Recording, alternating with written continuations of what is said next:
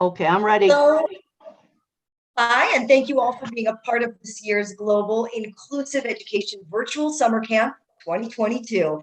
It really is a great pleasure to be a part of a unique event that is designed to bring all special needs educators, regular educators, parents of children with special needs, and professionals working with children across Nigeria together on this one platform. Now, this event is particularly dear to me as someone who's also in the education sector, and I live in Nigeria. I've seen with my very own eyes that we don't have nearly enough support and awareness for children with special needs. And because of that, our children have to suffer as a result. So I thank you, Lola, Aneki, her husband, Uche, Dewdrops Community Center, and all of you involved on this platform supporting this group today that are often really overlooked.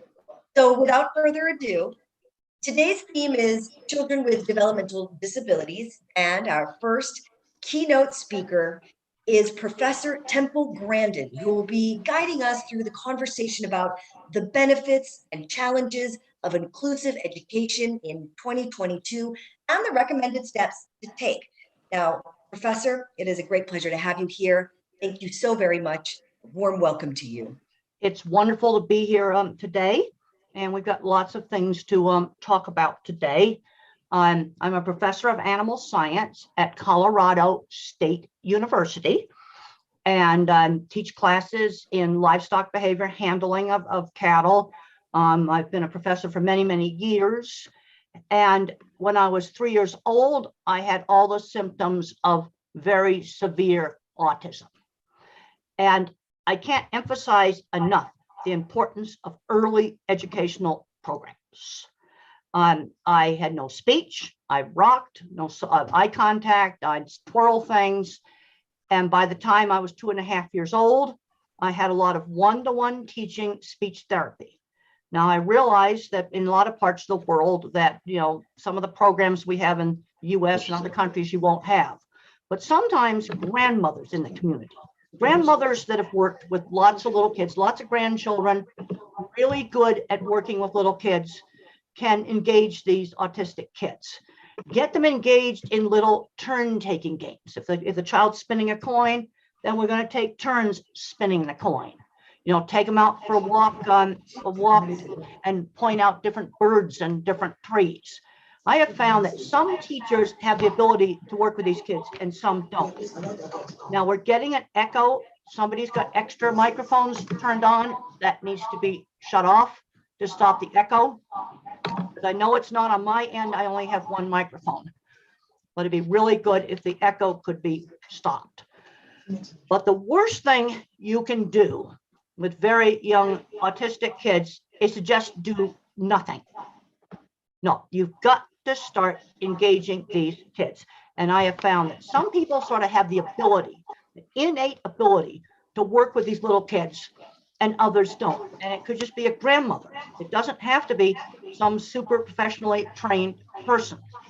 So I'll give you 3 little tips on working with a young 3-year-old who has no speech. Slow down when you talk to them. They have a slow processing speed. They're sort of like a phone that just has 1 bar of service. So slow down. Enunciate the words.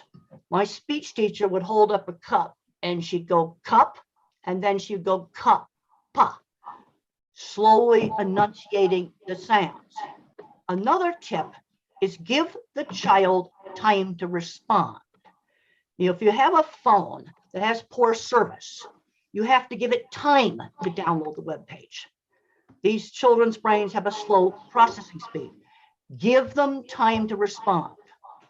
Always encourage the child to use their words. You want something like maybe some water, then get them to use the word water. Give them time to respond. Engage them in turn-taking games where the child learns how to wait and take a turn. Really, really important.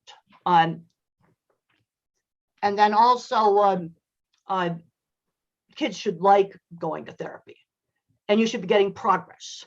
I get asked all the time, what is an effective teacher? An effective teacher for a 3-year-old who has no language is to get more speech, more ability at turn taking, and then more skills. Things like putting their clothes on, brushing their teeth, just basic skills. So we need to work with the 3-year-olds. Now, I looked very severe at age 3. You see, the problem with autism, it's a very big spectrum. And at one end of the spectrum, you may have Elon Musk.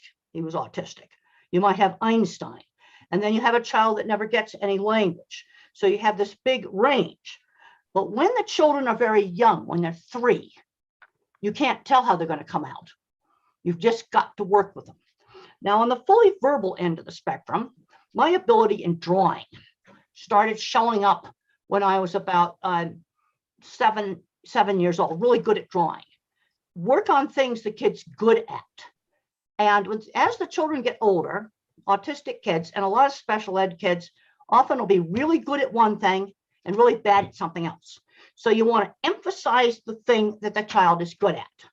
I was good at drawing, but I would just draw the same horse head over and over again. So my mother encouraged me to draw lots of different things. A lot of these children like cars. They like motorcycles. Well, then use that to teach reading. Use a motorcycle to teach reading. Learn about how they work. Now, there's kind of 3 kinds of specialized minds. I'm a visual thinker. And visual thinkers like me are really good at art, but also mechanics. There's some of these children, and they might be good at mechanics. They can take a motorcycle apart and fix it. Well, we need people who can fix motorcycles and fix vehicles. So art and mechanics often goes together. Then you have another kind of kid, they're good at math, really, really good at math and music. And then, of course, you've got some that are good at words. So we want to build up the area of strength, really, really important. Teaching skills. There's a tendency to have too much emphasis on the deficit and not enough emphasis on the skills. Now, another problem that a lot of these children have is sensory oversensitivity. So maybe the sound of a motorcycle hurts their ears and they're going like this. Now, they might be able to tolerate that motorcycle if they can turn it on and off, or tolerate some other noisy thing like a car horn, if they can beat the horn. If the child can control that noisy thing, they might go from hating it to liking it. Give them control. And then some kids will wear ear protectors or earplugs to block out sound. Now, you don't want to wear those all the time because that makes the sound sensitivity worse. But you can have the ear protectors with you all the time. So giving the child control over the sound. Other individuals might have visual sensitivities. Some LED lights flicker. They flicker, and they can see the flicker. Well, the way to figure out if LED lights flicker is to just take a picture in slow motion with your phone. A lot of the new phones can do slow motion video, and you can detect lights that flicker. And there's many different kinds of LEDs, many different kinds of dimmer switches, but you can experiment until you find some that do not flicker. But sensory problems are real. Now, a big problem I'm seeing with a lot of smart autistic kids is they're not learning working skills. We need to be teaching things like chores, help wash the dishes for little kids, start helping out. You know, when a kid's 10 or 11 years old, they can help out in a fruit stand or some other little shop and start learning working skills. But we need to be emphasizing on what the child can do. Stephen Hawking, the famous physicist, I think everybody knows who Stephen Hawking is. He did science on black holes, confined to a wheelchair, could not move. But the one thing that Stephen Hawking could do really well was mathematics in his head. And he did mathematics in his head really well. So let's concentrate on what this kid can do. You might have an individual that's partially verbal who can be really good at fixing motorcycles. And that's a skill that people are going to appreciate. They need to have motorcycles fixed because they can just see how they work and figure out how to fix them. You know, expose kids to lots of different things. And then you might have another child that's dyslexic, but they might be really good at art. build on the thing that the child is good at, rather than just pounding away on the thing the child is really bad at. And also, there's been a lot of discussion about identity and about whether you use person first language or, autistic, I'm autistic, or I'm a person with autism. But for me, my basic identity is, university professor.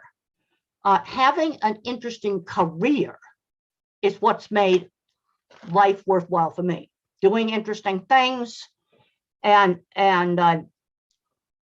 that's made life worthwhile. I'd like to talk a little bit about the children that never learn to speak. There are some individuals that never learn to speak who can learn to type on maybe a large phone or on a text messaging system or maybe a tablet, but they can learn to type. And phones are sometimes too small. They need something bigger to type on than a phone, but some can learn to type even though they can't control their movements. And this is one of my books, Thinking in Pictures, right here. It is available electronically. The other thing is, when you're weird and when you're different, what I learned to do when I designed livestock handling systems for people is I would show off my work. I would simply show off my work. If somebody's really good at fixing a motorcycle, they're not going to care how weird you are. They just want that bike fixed. Well, hopefully now we've got some time for some questions. I always like to get questions. Wait a minute, I think we've got some in the chat right now. Okay, we've just been talking, there's no questions. We were just talking about mics being muted. But I hope I've given you a few insights. And one of the problems we got with autism is at one end of the spectrum, you have Elon Musk. He's the SpaceX, Tesla cars, a big new rocket they're going to be launching next week. And then you have somebody that can't dress themselves, and you put the same name on it. Verbal thinkers tend to get kind of trapped in that. Where visual thinkers, I'm seeing different examples like this. Elon Musk, then there's somebody who can't dress themselves. Doesn't really make much sense to put the same name on it. Now, maybe Lola or Judy, some of the people I can see on the screen here, Susan or Amanda, can just ask me a question verbally. And your mics are all muted. You'll need to unmute them. Hi, Professor Temple. Can you hear me? Yes, I can. Yep. Hear you just fine. Great. Good. Can you hear me now? Am I good? Yep. Yes, yes. Okay, good. So there are a few questions here, and I'll read it out one after the other, and then you answer. So based on our topic, which is implementing, the theme for the conference is implementing inclusive education, using the multidisciplinary approach with a focus on Africa with schools with lean resources. So thank you for all that you've shared with us. While we wait for everyone else to ask questions, would want you to please respond to this question. It is said that inclusive school setting provide a better quality education for all children and are instrumental in changing discriminatory attitude. How do you think that this is being achieved in your part of the world, in the schools in your part of the world, and what would you suggest to schools in Africa? Well, one of the things that helped change people's attitudes towards me is I was good at my design work. And when people saw my drawings, okay, now this is a copy of one of my drawings right here. That's one of my, oh, wait a minute, I got it upside down. That's a copy of one of my drawings right there. And when I showed people my drawings, I got respect. I learned to sell my work. If let's say you had a partially verbal individual who was very good at fixing motorcycles, people are going to appreciate that skill. Mm-hmm. That's one of the ways you show what they can do. I was very awkward socially. I'm still awkward socially. But when I would do an interview, I just would put the drawings out in front of everybody. And that's how I sold jobs. was showing the work. Okay, if the person's good at music, then they would play the music or recording of the music. Or they're good at mathematics. You'd show off some of the computer code the person had written. See, this is the thing. Let's start looking at what they can do. You know, even somebody who's very, very, very has a big disability. I went to a place that had people with severe disabilities. And one of the people there, nonverbal, he got great satisfaction in life because he could go down to the chicken house and get 2 eggs and bring them back to the house and cook those for breakfast. And he had learned how to do that. It's looking at what they can do. We have a tendency to overgeneralize about these things. I'm seeing too many of these children getting addicted to video games and not learning anything else. They're not learning to program video games. They're just playing video games all day. Now, one of the ways to get a video game addict off of video games is mechanics. We've had some successes here where car mechanics was slowly introduced. And that person found that fixing cars was more interesting than video games. Okay, maybe for you, it's gonna be fixing motorcycles. But that's a skill that people need. And the other thing is, I've worked for years in a profession where I design things. I design things for handling livestock. And then you get a project built, and then it has to work. It's about outcomes. See, I've worked in the construction industry. It's outcomes. A fully verbal smart kid, I want to see him get a job programming computers. I have been to companies like Google, Microsoft, Apple. I've been to their corporate headquarters. There are many, many people that work there that are on the verbal end of the autism spectrum. Not very social, but people with autism probably made this Zoom platform that we're using right now. You had the visual thinkers make it easy to use and the mathematicians making the programming work. We have a product right now of the autistic brain we are on right now, this Zoom system. Now, one of the big problems I'm seeing, okay, now here's a good question here from Becky. She says, my experience in inclusive education depends on the environment where the child finds himself. She says, in Cameroon, I'm having a hard time convincing parents to bring their children to the schools. We're seeing a similar problem here in my country where parents overprotect their children. They are not learning basic skills such as shopping. They're just staying at home playing video games. You know, take the child out in the marketplace and have them learn how to shop. Do a chore, earn a little bit of money. They can buy something done in a shop. No, we've got to work with parents to get their kids out, get them at school. That's really important. And sometimes I've had to be kind of blunt with parents and say, you got to get your kid out of the house, get him out doing things, or he's not going to go anywhere. And the worst thing you can do with some of these young children is just let them get on a phone and spend all day on a phone playing video games, watching cartoons, when they ought to be learning how to read. Or the other thing about careers, children get interested in things they get exposed to be a career. So how did I get into the cattle industry? I was exposed to it when I was a teenager. Another child, I've seen parents that were computer programmers, and they were so stuck on the label, they didn't think to teach your kids programming. We have this book, Navigating Autism, and the main purpose of this book is for parents to look at their child not as a label. There's no way a child can learn computer programming unless they're exposed to it. Now, somebody's asking about ADHD. Autism and ADHD have a lot of crossover. The genetics and the symptoms, about 1/3 to 1/2 of the symptoms are the same.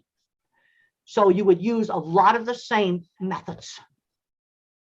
I have a lot of other videos online, things that might work with me. I'm the visual thinker. So I am the kind of kid that's art and mechanics, art and mechanics. Another kind of kid might be math and music. Well, if the child's not exposed to musical instruments, they have no way of knowing whether they can play one. I tried musical instruments, I was hopeless. And then you have a word kid, and you got to teach reading. Some children are going to learn with phonics, where you sound out your words. That was me. Other children might just learn what's called sight words. You just start memorizing names of things. Okay, working on skill building. Well, let's just start with, this is a Fatima's question. Let's just start with learning real simple skills: washing your hands, putting on a shirt, real simple skills. Now, if you want to understand how a nonverbal child thinks, an older nonverbal child, not a little kid, you might want to read this book by Tito Mukapadahe. How Can I Talk If My Lips Don't Move? How Can I Talk If My Lips Don't Move? It is available on Amazon as an electronic book. It's on, you can get it through their audio service, or also through their Kindle. But this book, Tito describes how his sensory systems are scrambled. So on learning how to put on a shirt, if you just yank the shirt over the head like this fast, Tito cannot process that. What you want to do is put the shirt over really slow like this, go through the head hole, then very slowly work one arm through a sleeve, very slowly work the other arm through the sleeve. And then Tito was able to understand how a shirt works. So let's just start with basic things: putting on a shirt, eating with a spoon, knife, and fork, eating with utensils. And then we got to train them how to use the toilet. You know, I'm just talking here about really basic things. One of the problems with the verbal mind, the word mind, is you overgeneralize. These kids are very different. Don't overgeneralize. Don't get locked into the label. I'm seeing too many kids becoming the label. You'll be amazed. You might have a partially verbal kid, and he's going to be wonderful at fixing motorcycles. But he has no way of learning that if he's not exposed. You might have another person that gets really good at cooking.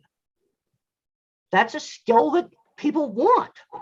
Cleaning houses, that's a skill that people want. You see, and then they do a really good job at these things. I heard about a nonverbal adult. They taught him how to make coffee at the local gas station. And everybody appreciated his nice coffee. He was the coffee man.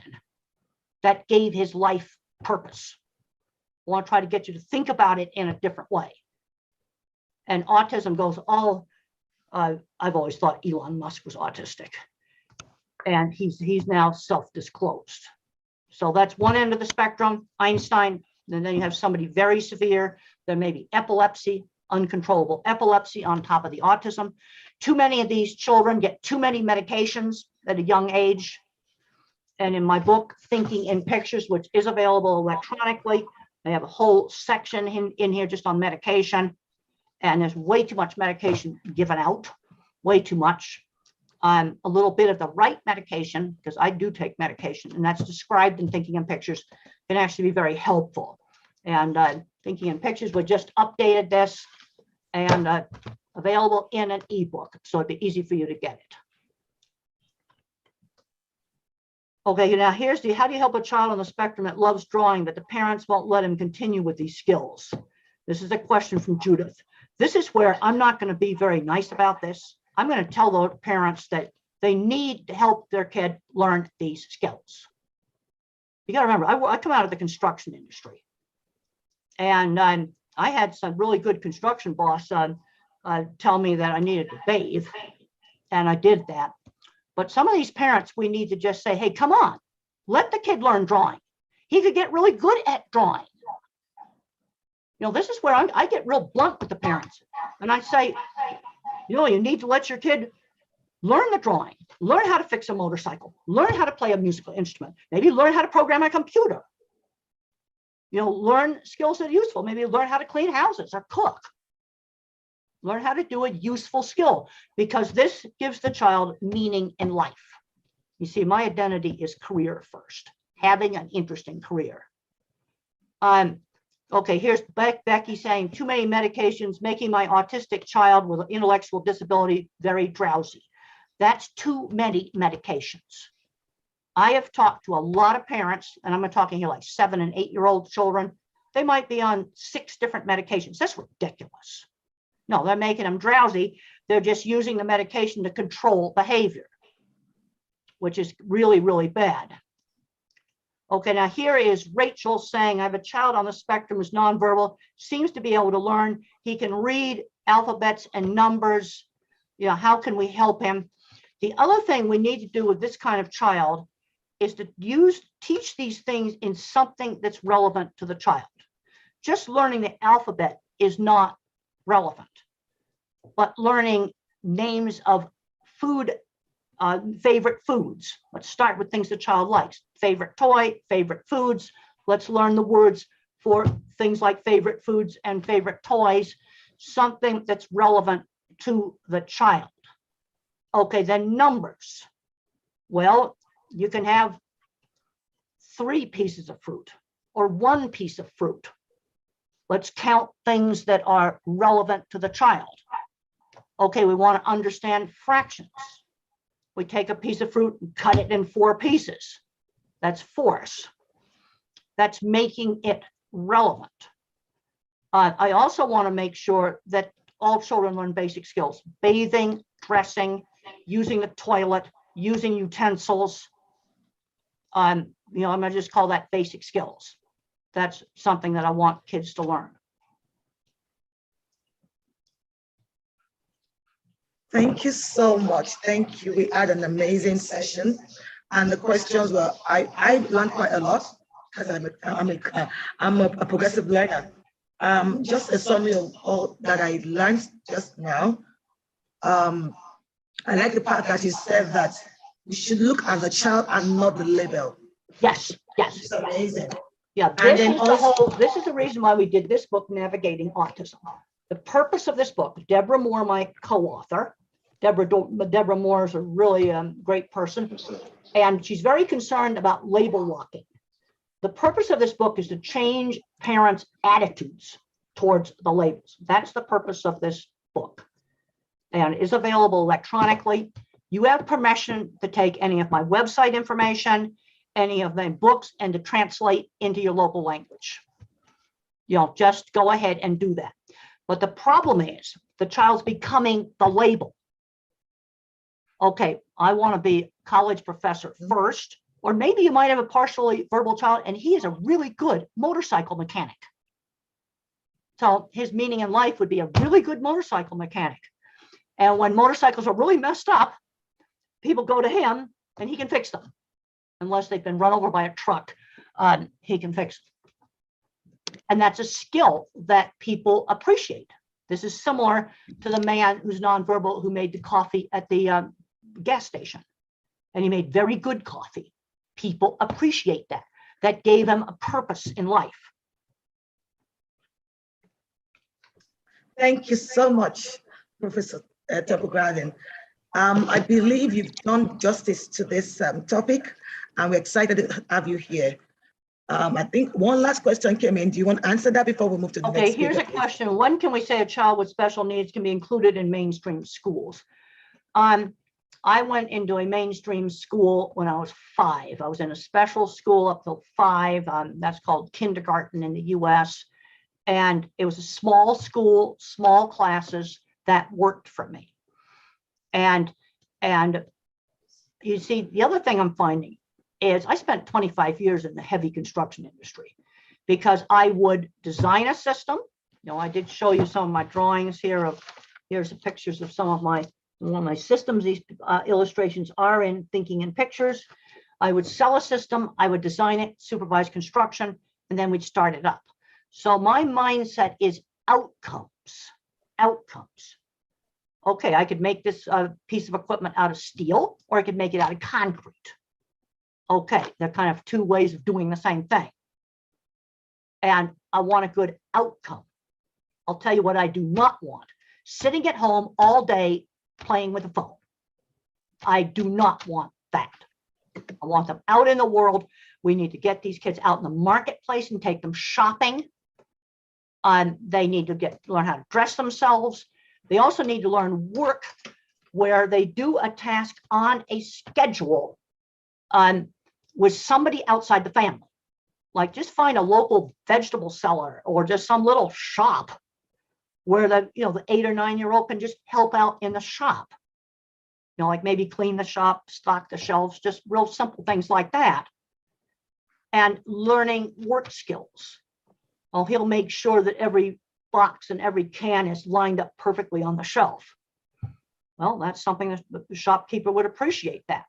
But we got to get them out doing things. You see, the construction industry is all about outcomes. I've got to get that project built and make it work. And that's sort of the approach I take to these kids, is having a good outcome. Because I could have very easily just ended up sitting in my room on, we didn't have video games, but just watching TV. My mother got me out doing things. We've had a number of good programs where you get a child out riding horses. You get a child out on, well, one program in California, they get them on surfboards. We have another program where they get them out on boats, and just little small boats. Or you get them out on, you look at animals out in the forest or whatever. And what these programs do is change the parents' attitude. They say, you got my child on a boat? Well, they got him on a boat and he loved it. You see, you do these programs and it shows the parents that their kid could actually do something, like go on a boat and like it. How about ride on the back of a motorcycle? Okay, I know that's something you can do in your country. See, I can see that. And he rode on the back of a motorcycle with somebody and just loved it. You see, again, that helps change the parents' attitude that their kid can actually do something. Okay, here's a child that has a problems. Here's the tech supports asking problems identifying letters and numbers. I need to learn more about this child. Age. I have to know there's kind of like 4 age ranges. The early intervention, like the little 3-year-olds, early, then what you call primary school, and then young adults. And then if this child's older than maybe 6, does the child have speech? And maybe he's not going to learn letters and numbers, but let's look at things he can learn. Let's associate sight words with things he likes. Okay, maybe he likes Mickey Mouse. Okay, so there's a little picture of Mickey Mouse. And he learns that that phrase applies to this toy. Or maybe it's Buzz Lightyear. They're often really good at learning names of stuff that's on the internet. And attitude of parents. Okay, this is a very good question from Violet. This brings up a really important thing. They want their kid to be normal. Well, maybe their kid's not going to be normal. Today, I do not fit in the social chit chat. Like go to a restaurant and really fast chit chat and there's a lot of noise. One of the problems is my processor speed is too slow to follow that chit chat. No, I'm not all that normal, but I've made myself very good at something. And there's people that work for Zoom that were probably on the autism spectrum that made this computer program that we're using right now possible. The autistic brain made this Zoom software possible. And some of those people aren't very normal. But they look at what they gave us. I'm in the US, you're in Nigeria, and we're talking to each other on video. And somebody on the spectrum probably had a whole lot to do with making this software. Well, so what is normal? Look at Stephen Hawking, confined to a wheelchair. He cannot move, but he did physics and math in his head. He was definitely not normal. But look at what Stephen Hawking did just with mathematics. Or you might have somebody who's really weird and they're a really good computer programmer. And you have to be a really good computer programmer to make things work when the phone service is bad. Okay, some of the parents in Africa are kind of frustrated and just expect teachers for some magic. That's not going to happen. For me, it was slowly improving. Everybody's looking for the magic thing that will instantly make the child normal. That does not exist. What happens is slow progress as you get them out doing more things. It's slow progress. And if your child can end up making coffee at the local gas station and do a really good job, people will appreciate that. And you get even paid. They'll buy the coffee. Okay, maybe he won't be normal socially, but boy, he makes good coffee because he cleans the coffee maker. He's proud of that coffee he makes. No, you're not. There is no magic. I mean, people want that in a lot of things. I found with equipment that I built, I'd have people buy really fancy pieces of equipment that I designed, and they thought it would make everything wonderful. It doesn't replace management. You've got to, good teachers. Can't emphasize enough of good teacher. And for a young child who's 3 who's not talking, a grandmother in your local neighborhood may be that really, really good teacher. Okay, let's look at what progress is. More speech, better able to wait and take turns, and more skills. Eating with utensils, putting on a shirt. And the kids should like going to therapy. Now let's look at what they can do. You see, the thing is, I'm not a very social person. See, a brain can sort of be more social, or a brain can be more interested in what they do. Where do autistic kids get friends? They're going to get friends through shared interests. Friends through shared interests. I cannot emphasize that enough. It could be science fiction movies. It could be robotics class. It could be motorcycles. Friends that fix motorcycles and talk about all the different kinds of motorcycles. And that's something they'd be interested in. I remember a plane ride I went on just about 6 months ago. I sat next to a lady construction manager. We had a wonderful 2-hour flight. Concrete forming systems, tilt up warehouse construction. Oh, just the most interesting stuff. So much fun talking about concrete forming systems. That was a great flight. You see, that's an example of a shared interest. And so it might be playing musical instruments. It could be in a choir, being in a band. These are places where that child might get shared interests. One teacher, maybe this was for children, maybe 10 years old, the autistic kid was getting bullied and bullied and called names. And so the teacher started a Star Wars club. And then the child had friends through the shared interest of the Star Wars club. That was a simple thing to do. Okay, and somebody just wrote it. Sometimes the home situation is a hindrance. Yes, I would agree with that.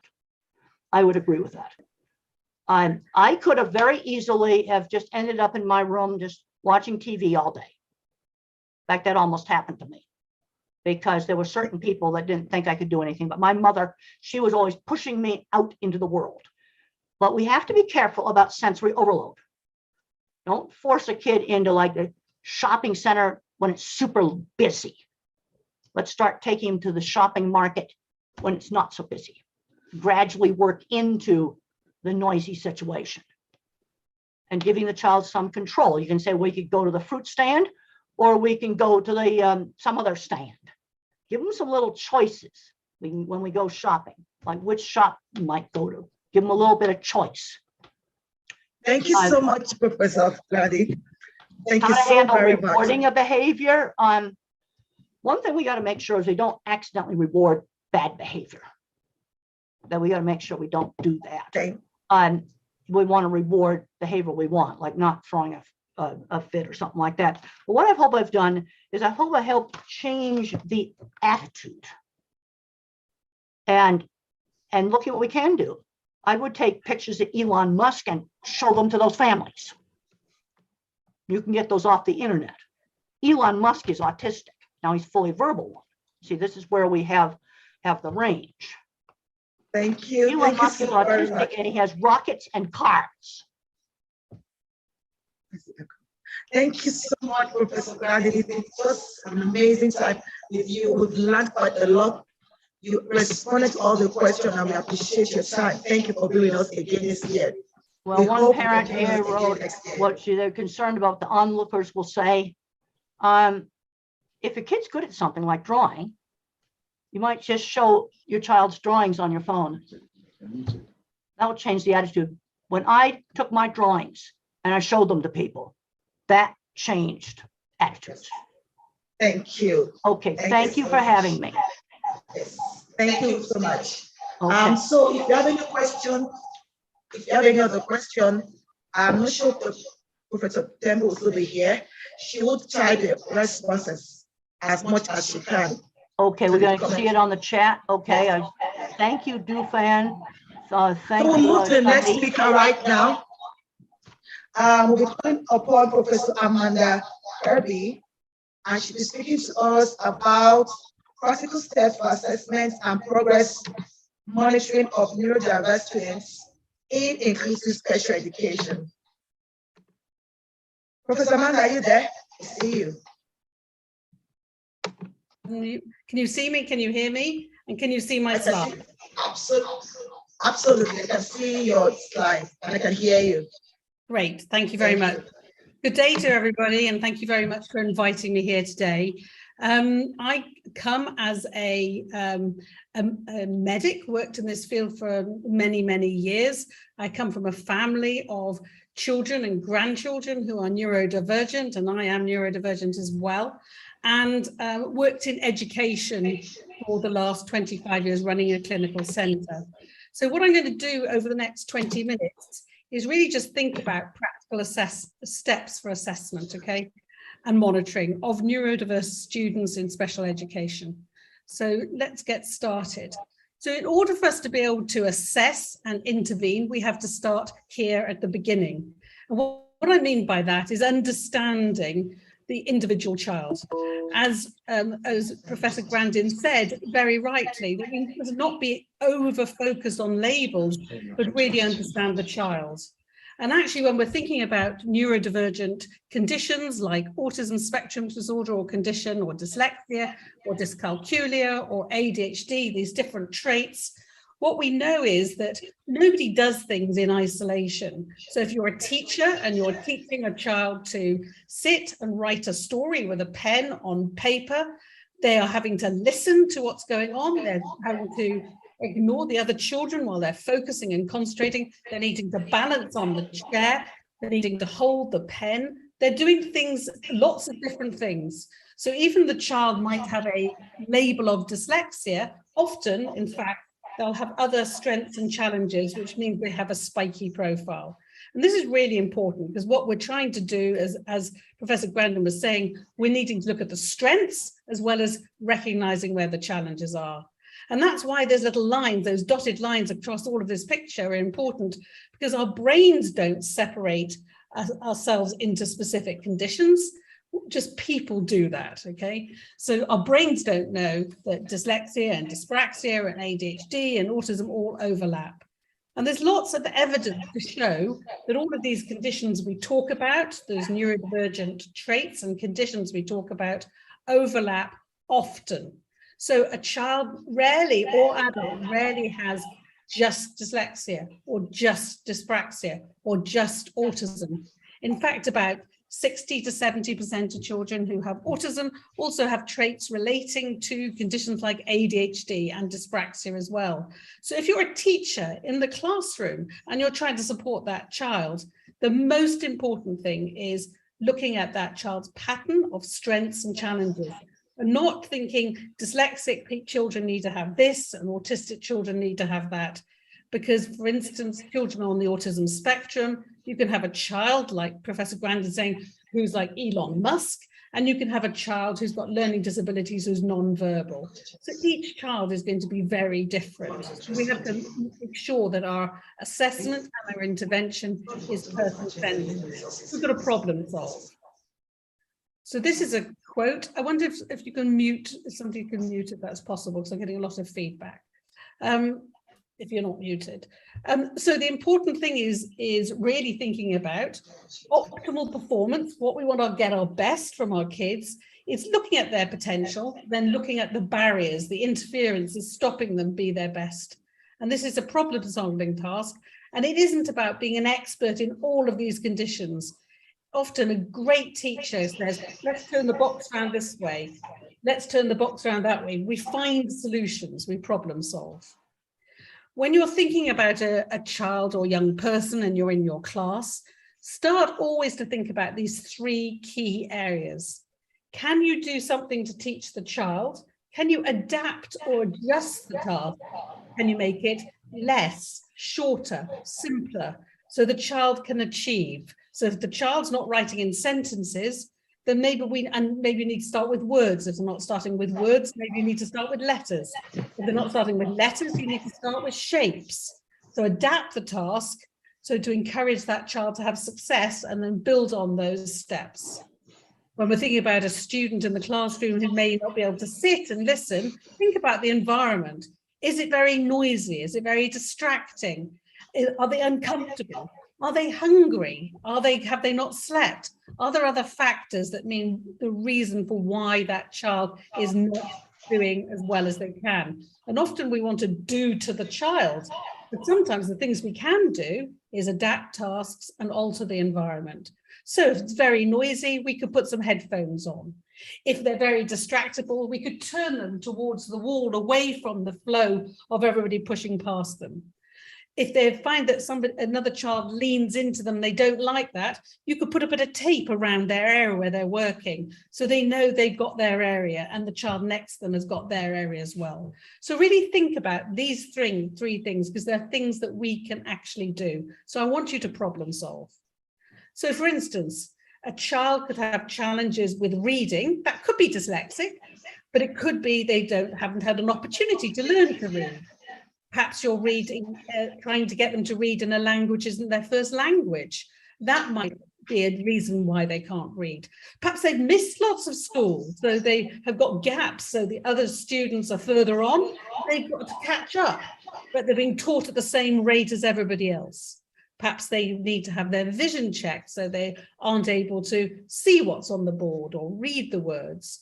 Perhaps they haven't got, maybe their parents have got reading difficulties as well, and they have less opportunity for practice as well. Perhaps they've been late with their language as well, so their understanding of the words is not as good as the other children. For instance, challenges with focusing could be ADHD, but we also know that some children who've had a head injury, that has an impact on their ability to focus and attend. Did they have fetal alcohol syndrome? So was there alcohol in pregnancy that's had an impact on that child's ability to be able to focus? Have they, is the task too hard for them? Remember, if we make it easier and they can do it, is it interesting to them? Are they really interested in maths, but they love English, or they love geography, or they love history? So is it because that subject isn't so good? Is it that the child's got epilepsy, so they're drifting off at times? So we've always got to think about what else could it be, not just thinking it is definitely that. Okay, really important. And as Professor Grandin said, we need to start with strengths. We need to start with hobbies and interests. And I remember, it's interesting, she was talking about working in the field of animal. When my son was growing up, he loved dogs, and we were trying to do something to engage him. So in the end, he did a qualification around animal management. He doesn't work in that now, but I needed to find an area of interest to channel in, so then he could write about dogs. He could take our dog for a walk. It got him to focus, but it made him productive about those things. Now he's married with a baby. So, and I wouldn't have known that at 11 years of age, where he would be today. So you can't predict the future either. Okay, so start with strengths. Consider the challenges, but break them down into the parts. So if it is spelling, working on that. If it is about socialization, give them social opportunities for play. Some children find that they are younger emotionally, but not always intelligent intellectually. So finding children to play with, it doesn't matter if they're younger, it really doesn't. You don't get better socializing unless you practice. So that's why we really need to find different opportunities to play. And we're all children at heart. So having fun means that children will engage as well. Showcase talents. I think this is really important. So if your child can bake a cake, let them be the family cake maker. If they can take a photo, then you don't let the other children in the family do this. Try and get your kids or the child in school to showcase their talents. Give them an opportunity to do so. And your child may have unrecognized skills that are not being showcased in school. My grandson has developmental language disorder, and autism, and ADHD, and dyspraxia, and dyslexia. He's got a whole everything, but he's brilliant at maths. And actually, the school thought he was fidgety and difficult, until they realized that he's 8 and he's doing graduate maths. All of a sudden, he was the top in the school in maths. So he had something that he could showcase to other people, and he plays Minecraft, and so all the other kids want to play with him now. So it's really important to try and find whatever it is. It really doesn't matter what it is. Okay? So try and find that opportunity.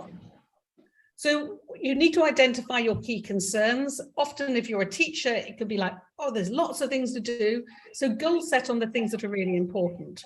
Create that pathway for your child. And if you're a parent listening here, try to think in 3-year steps. Life is too long and it feels too unwielding to think about what's he going to do it or she going to do at 10, 20, 30. You can look at 3 years. Where do I want them to do in 3 years' time? And it might be that I want them to be able to get dressed. I want them to be able to be independent. Might be making a snack for themselves. Think about what you want in 3-year chunks. It's a little bit easier to work at that, all right? And it doesn't become overwhelming. Identify the best means for your child communicating. So if they are non-verbal, it might be using visual cues. If they find that writing down, so their coordination is poor and handwriting is difficult, could they tell their story verbally? So if you're assessing their skills, you need to find the route to show their talent. So if they're really chatty, great stories, but you get once upon a time, the end written down, then you have to go, okay, how can I show this? Could they talk their story and then somebody else writes it down for them? Because I think it's very frustrating for a child when they can see that actually they've got all the imagination, but their handwriting is so slow, painful, they can't showcase it to other people. So find the best means of communicating their skills. And if you have a computer and they can type, then get them to learn to type if their writing is poor, all right? Because that's useful for the future as well. And if you're a teacher and you're working with parents, often children are neurodivergent, sleep is a real problem. So if you can talk to parents about making sure their children go to bed at a regular time and get a good night's sleep, we know that sleep makes you much harder for you to focus and attend in school. If you've ever been tired, you know what it's like. You get up in the morning and you need a cup of coffee, you need to get going. But if our children are really groggy, it takes them ages to get going. I'm not saying give them coffee, I'm saying give them a good night's sleep. Same time to go to bed, and a good routine, because it's really important to help them with their sleep patterns. So I think it's important to be prepared.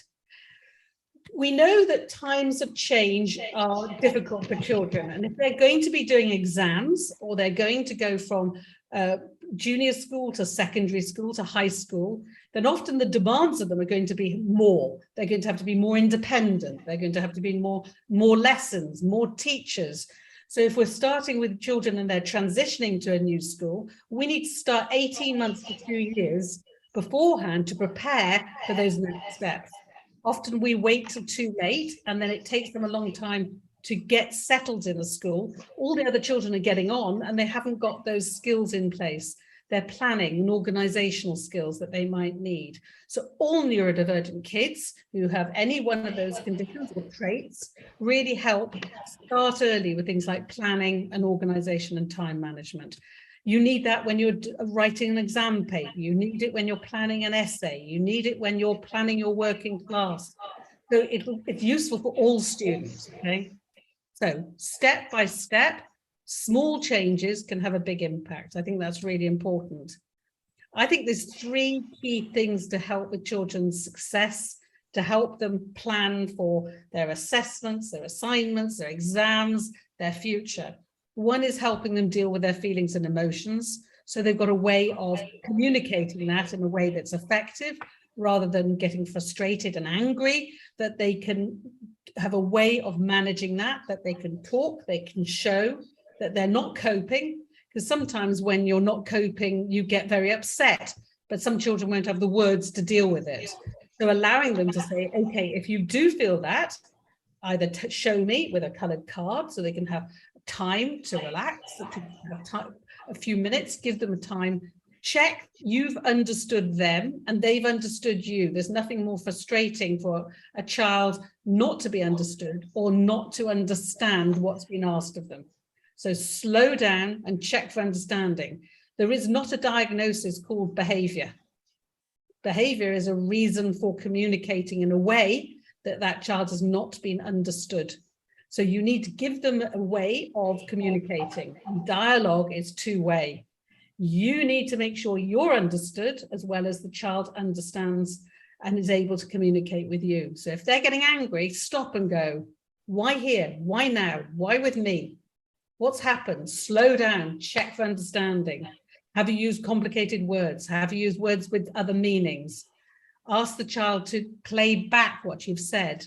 So pathway to feeling and emotions, methods for communicating that help that child say and feel how they are and showcase their skills, and then executive functioning, which is the planning, the organization, and the time management skills.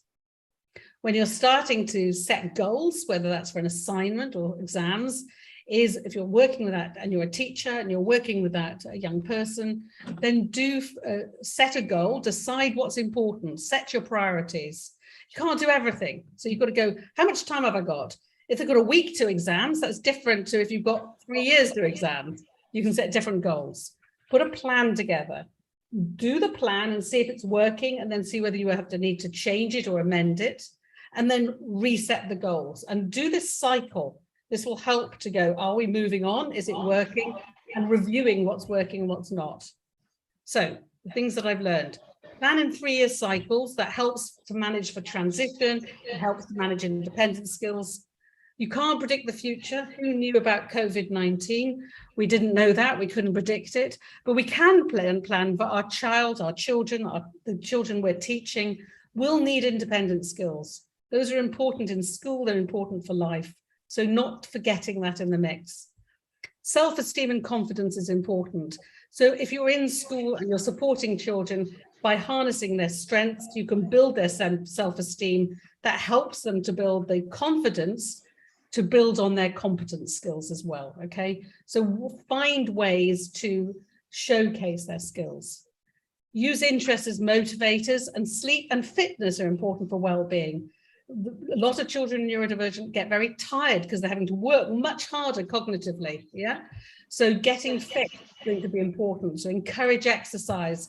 That's going to help them with their sleep. It's going to help them with their focus. It's going to help them to stay and focus in school as well. And find opportunities for socializing. So in the playground or in your home and where you are, find opportunities for children to play with other children. Really important they have those opportunities. Because the more they practice, the better they get. That improves their confidence, improves their competence. And think again, that triangle, the task, the student, and the environment. What can you adapt? Okay, it's really important. And universal design for learning is really thinking about, you're going to have children in your schools who don't have labels, who won't get a diagnosis, who'll never know. But what you will know is you will have neurodivergent children in your classes. So the more you can stand back and predict they're there, and just think about universal design for learning in how you engage them in different sorts of ways. So showing something visually, so something to hear, playing with how to do things, representing information in different ways, and then assessing that child in different forms, you will reach and engage more children with or without those labels and those diagnoses, and you'll see greater success. And at that point, I'm going to stop and I'm going to take some questions. Thank you so much, Professor Amanda. That was short and loaded. And my notepad is so full. Some points I took down. Says showcase the child's strength and talent. Identify your concerns. I put out in brackets, choose your battles. Choose and your then, yes, and then give them a way to communicate so they can be understood. because that could lead to frustration. You know, it says be prepared and then use their interest as a motivator. I could go on and on. Thank you so very much. We'll take the questions real quick. Yep. Yes. Can you see that? Do you want me to read that to you?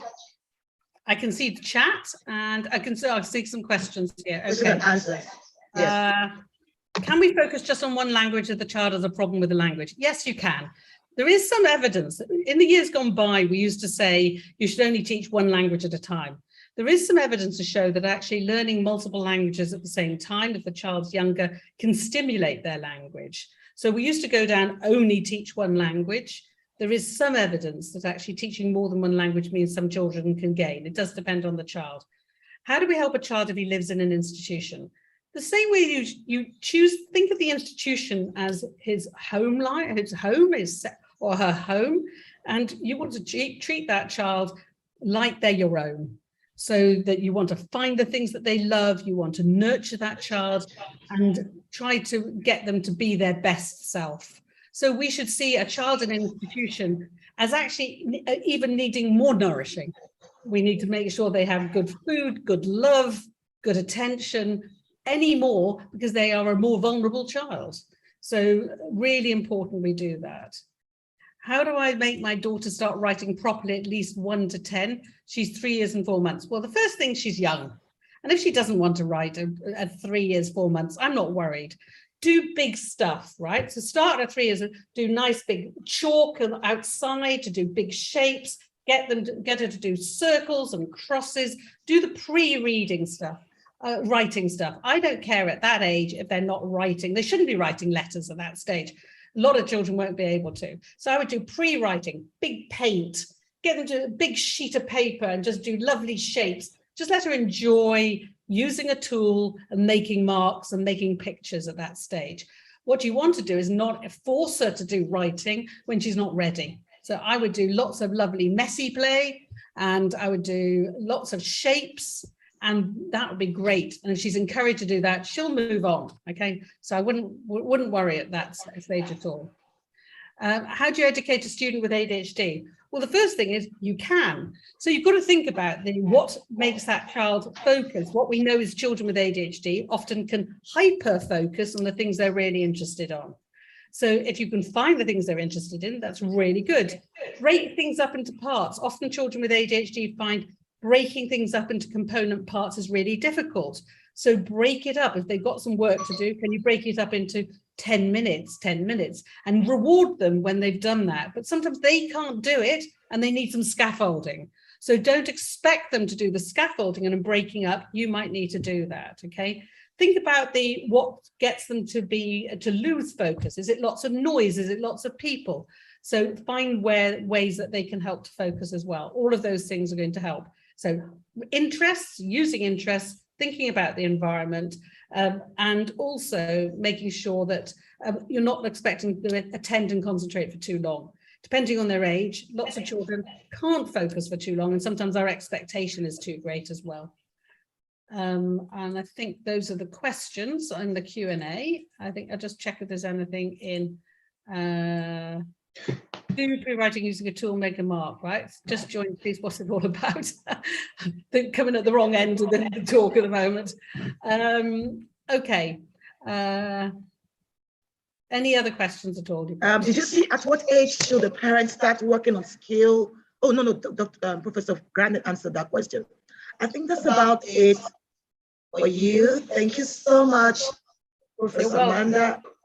Thank you very much for your time. Thank you. Please, we already shared the program of events, so please go read more about Professor Amanda, and also ensure that you follow us. She's active. Follow our social media. Ensure that you ask her any question. Just the whole purpose of connecting today is that we can all learn and be better with practice of inclusion in our schools. Thank you so very much. Thank you. Bye now. So real quick.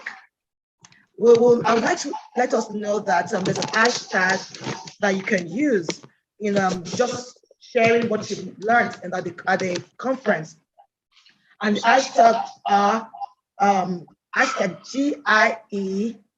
VSC 2022. I'll take that again. Hashtag DIE VSC 2022. And then you could also use hashtag Inclusive Education Summer Camp 2022. So go out there, invite your friends, your families, everyone. We all need to do better when it comes to inclusive education and its practice. Thank you so much, everyone. Thank you. Keep your questions coming as the speakers speak. Straight on, I'm going to call on my very good friend. So for now, she's the only African I'll be speaking to us right now after the all. We've had two speakers from the US, so she's the very first that was speaking to us. This is Gievsc Jonathan, Mrs. Gievsc Jonathan, and she'll be speaking to us about practical steps for developing IEPs, data collection and record keeping in inclusive school education. So over to you, Gievsc. Hello, everyone. Good afternoon from somewhere in Liverpool. And I'm so excited to be a part of this program. Thank you so much, Lola, and how very like you to give me a very complex topic that has 3 parts. Thank you so much. I'm so excited to be sharing the same platform with Temple Grandin and Amanda Kirby. And Temple Grandin's books helped me a lot when my son was just diagnosed, and I was in a confused state. When I read the book Thinking in Pictures, that was the first thing that got to me that something can be done. There's a lot of work that needs to be done. So she's such an inspiration, and I'm excited to have met her today. So very quickly, I'm going to be talking about practical steps of developing IEPs, data collection, and record keeping in education settings. First and foremost, what is an IEP? Many times when parents come to the school setting with a child with needs, they would say, you haven't given me an IEP, or they say, oh, I have an IEP from someone. And so the question is, what is this document called an IEP? And the I stands for individualized. It is a document written for one student. That's why we have the word individualized. And it meets their specific needs. It recognizes the strategies meant for them, their strengths, and also it addresses the gaps. It is an education plan, which means it's a document used in education, and it helps us to work with people in the field of special education. So you don't talk about IEPs unless you're talking about the field of special education or maybe in an inclusive education setting. And that document covers the different domains of development and learning. And, it helps us to develop that plan, know what to do when a child comes into a school setting. It is a plan, and we know what a plan is. It's a detailed proposal that shows us where we are going, what is to be done, how can we do that, how can we achieve it. And usually we would say that if we plan to fail, if we fail to plan, we plan to fail. So the plan is there for us to, to provide a guide. And I want to say at this point that the IEP, though we say it's for the individual, actually it's a guide for us as practitioners, as interventionists, to say this is what you said you're going to do and this is how you're going to get there. So it provides a roadmap. That roadmap is not for the person who is neurodivergent or the person with special needs in our school. The roadmap is for us who are working, to educate or to care for that individual.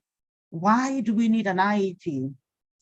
Every plan provides direction. It shows us where we are going, like I've said before. It provides a basis for implementation and evaluation. If you don't have a plan when you're starting, how do we now, implement? Because we don't know where we're going. And I've had several, I'm going to be talking within the Nigerian context where, people pick up a child, sometimes no assessment is done or what seems to be an assessment, and then they start to work, and then there's no plan, there's no program, there's, it's just what do I want to do today? And with that, we're not implementing anything because there really is no plan for that child.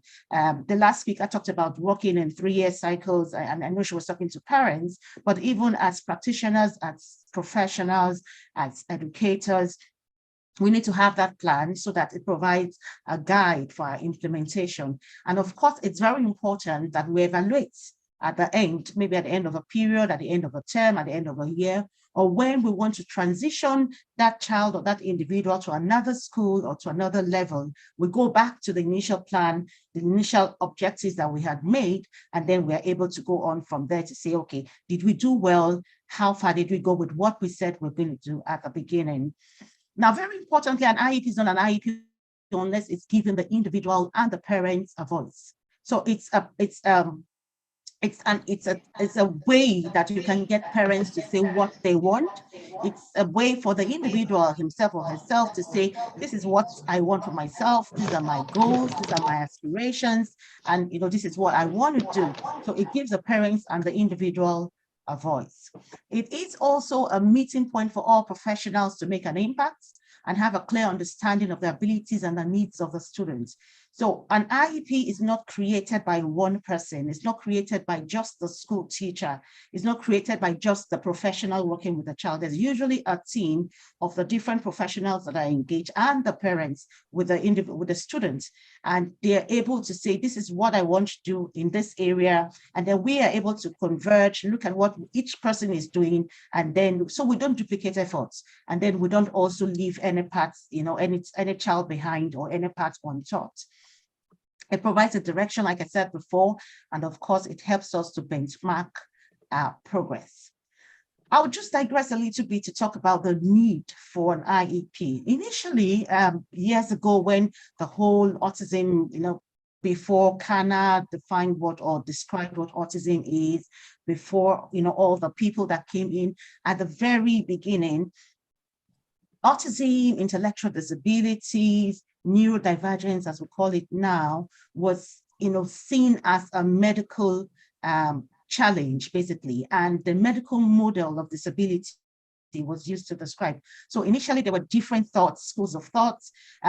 Somebody talks about a parentectomy, that's to say parents are the reasons the children are the way they are. So let us take away the children from their parents and put them in institutions and work with them in that institution. So there was a lot of separation going on. A child is diagnosed or recognized as having a need or a disability, and the child is taken from the home, taken from the community, taken from the family and put in an institution. So a lot of children initially were put in institutions, and the reason was because the view of disability. Now, I will just quickly talk here. I'm going to be using some words that people may not agree with, words like disability, words like autistic, pardon me, and understand where we're coming from. We all have different thoughts and thinking around that. There's a whole lot of debate going around what to call and what not to call. So initially, disabilities were seen from the medical angle, were seen as it was seen as if the individual had a problem.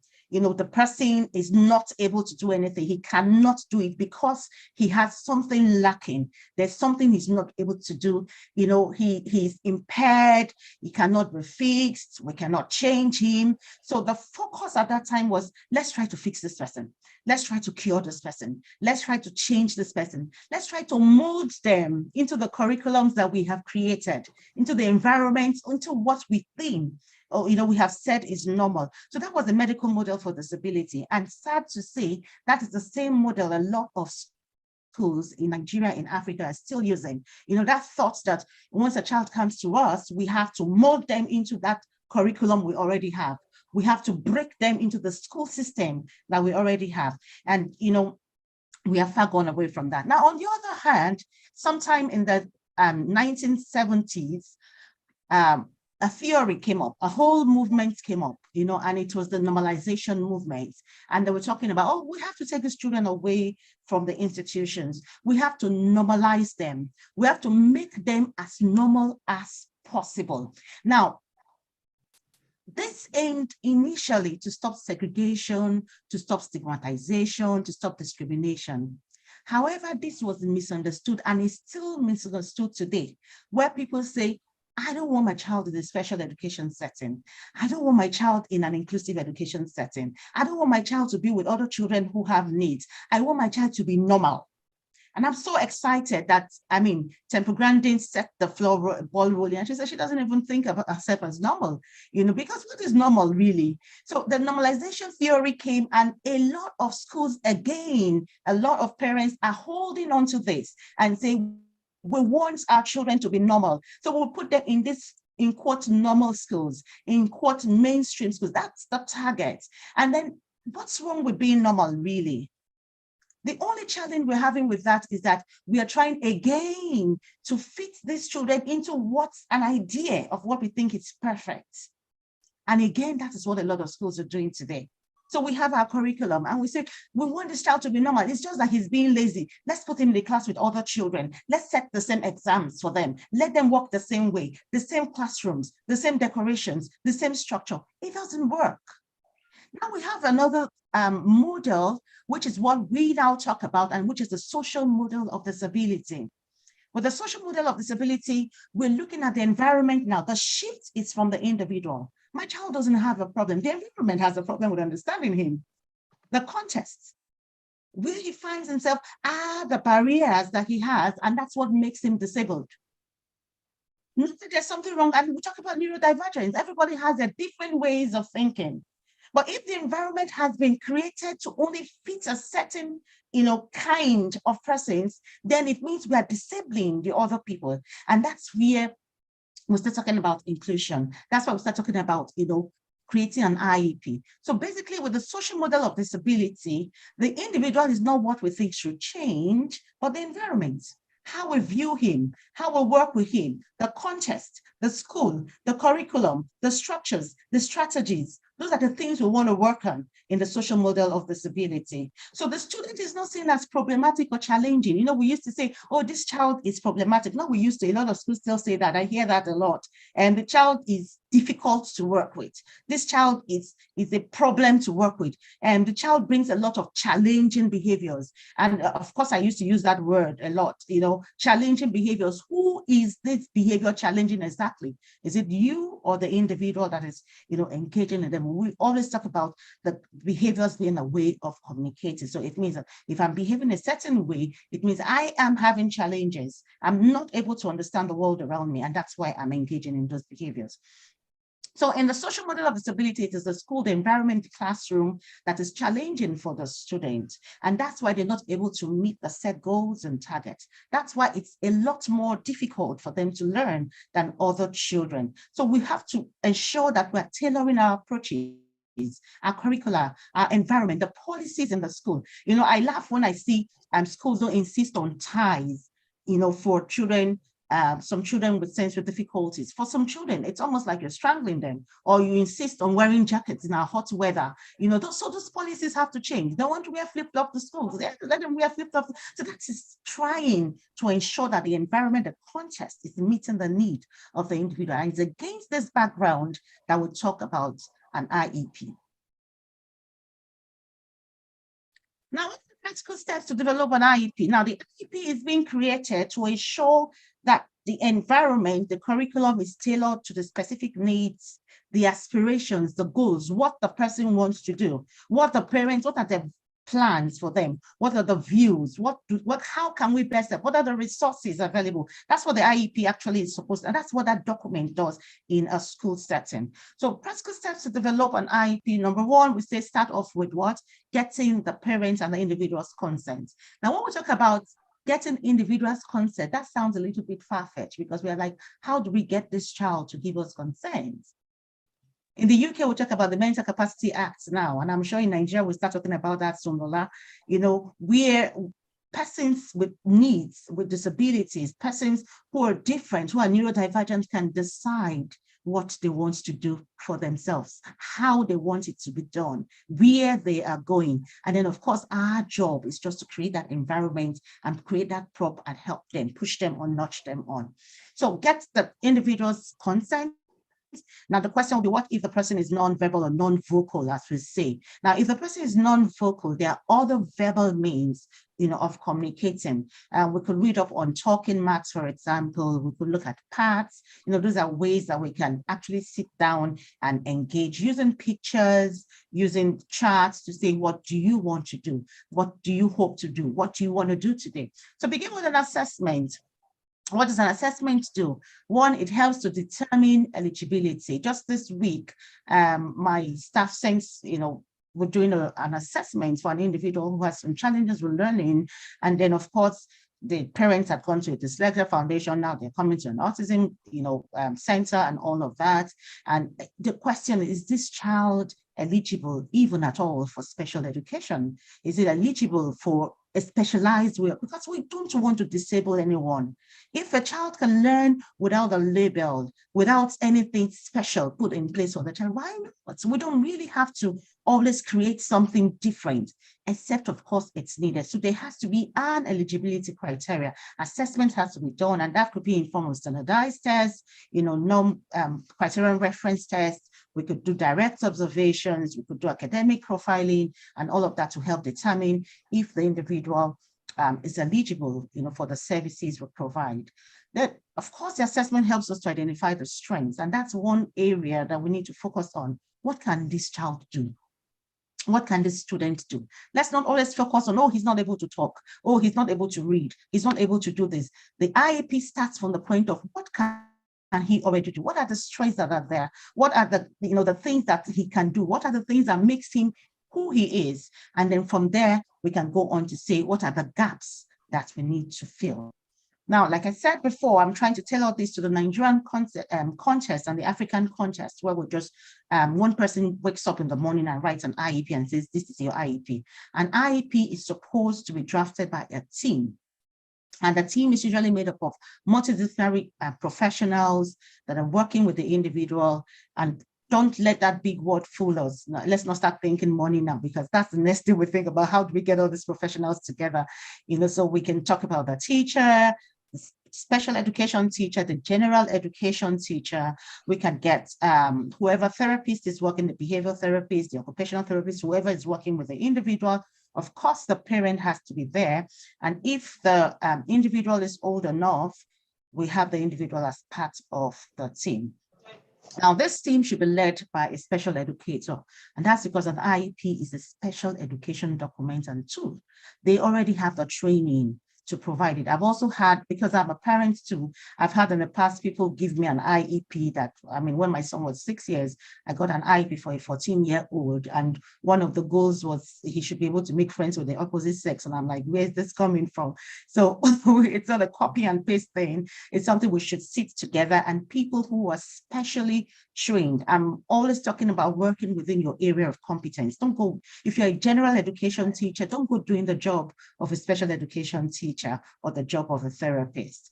Okay, of course, I've talked about the need, how we need to engage and include and involve persons with needs, the student themselves, give them a voice. Remember, we always say not speaking is not the same thing as not having something to say. So they always have something to say. Let's try to find ways to get those things out. Just simply asking the question, what do you want to be in future? Will give us a lot of guides as to what this person wants.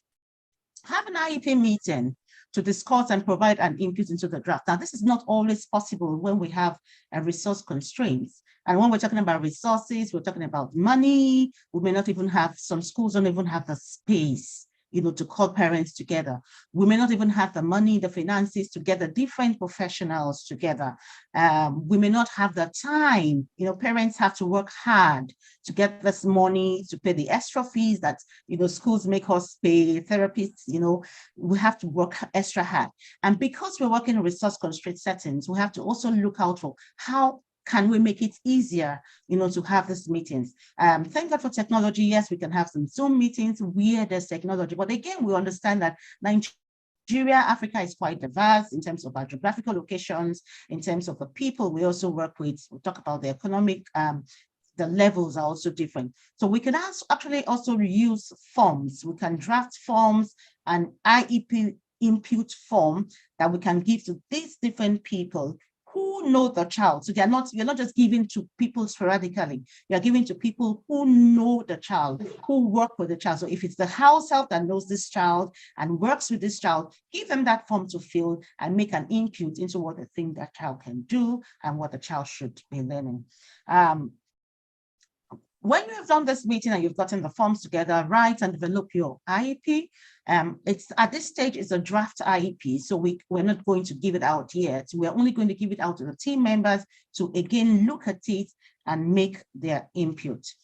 what should that IEP document contain? Of course, it has to be an introduction of the students, talk about his diagnosis if there is. Don't get hung up on whether there's a diagnosis or not. We are not actually trained to work with labels. And I want to quickly say here that when we talk special education, we're not just talking autism or dyslexia or Down syndrome or intellectual disabilities. We're also talking about, children with emotional and behavioral problems, EBPs. We're also talking about children who are learning English as a second language. We're also talking about children who, have some dysfunctional background, family background and all of that, foster kids and all of that may require at one time or the other some form of special education. So let's not always think about disability when we talk about special education. So let's look at the current level of achievements. What can this child already do? What can this student already do? And then from there, we now say, what do we hope they're able to achieve in the next couple of months or in the next one term? So we'll put the goals together, short-term academic goals, social goals, behavioral goals, depending on the areas of deficits that we have seen during the assessment. We also have to put together specific action points. So it's not an IEP unless there are points of action to say this is what we intend to do. And this is who is responsible for each of these goals. And then what time do we have? When are we going to do it? Is it inside a classroom? Is it after school? All of that has to be specified in the IEP. We also have to look at the resources that are needed. Do we have them?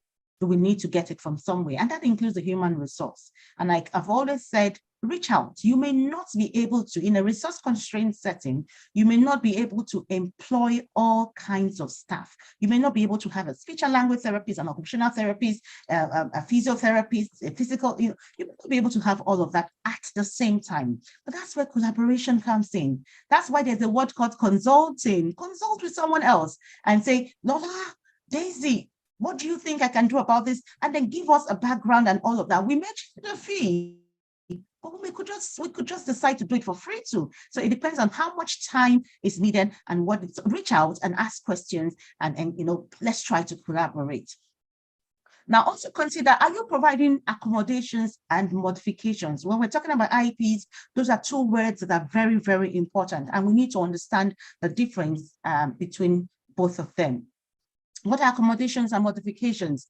Accommodations means that we have to make changes and alter the environment, So the structure, the curriculum, we have to just change it to ensure that the child is able to do what others are doing. So he's going to maybe do the same curriculum. If others are doing 20 math topics, he's going to do 20. If they are writing exams for 45 minutes, okay, we may decide to make it longer, the time longer. We may decide to shade off the classroom with the lights disturb. Those are accommodations to help. We may decide instead of the child to write, I've talked about this writing before for my son who is autistic. We spent years, it became an issue of anxiety for him. You pick him up from school, he says, there was no writing today because the writing became so stressful for him. And sometimes we stress over the little things when there are easier ways. I mean, how many of us actually write all through the day when we're at work?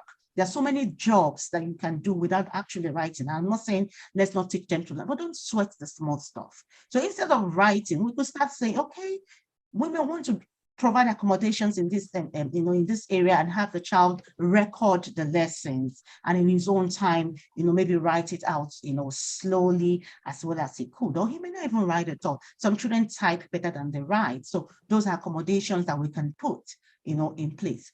But with modification, we need to fully change the structure. Well, not fully, it could be partially, or it could be fully, and the curriculum to meet the abilities of the child. So if others are learning, let's say, a topic called photosynthesis, we could decide that we'll throw away the definition for this child. He doesn't need all of those. Photosynthesis is because he doesn't have the vocal ability, to put all of that in.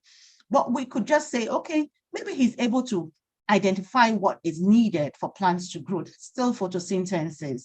So it's about, changing the structure and the curriculum to meet the abilities of the child at that time. So less questions, maybe, less work in class, maybe, sensory breaks, maybe, focusing on just one aspects of a lesson, or sometimes even reducing the number of subjects. There's so many subjects I did in school, and I'm asking myself, what did I need all of that for? For example, Intro Tech, what did I really need that for? Hausa, French, what did I need that for? So sometimes we bug our children with so many subjects when they could just do well with 4 or 5 and do very well at this. So those are kinds of modifications, that we can put in place. Now, when all of that has been done, send a draft to the parents and other team members for their inputs, clarifications, and comments. They could say, oh, this is not what I meant. Can you change this? Can you put this there?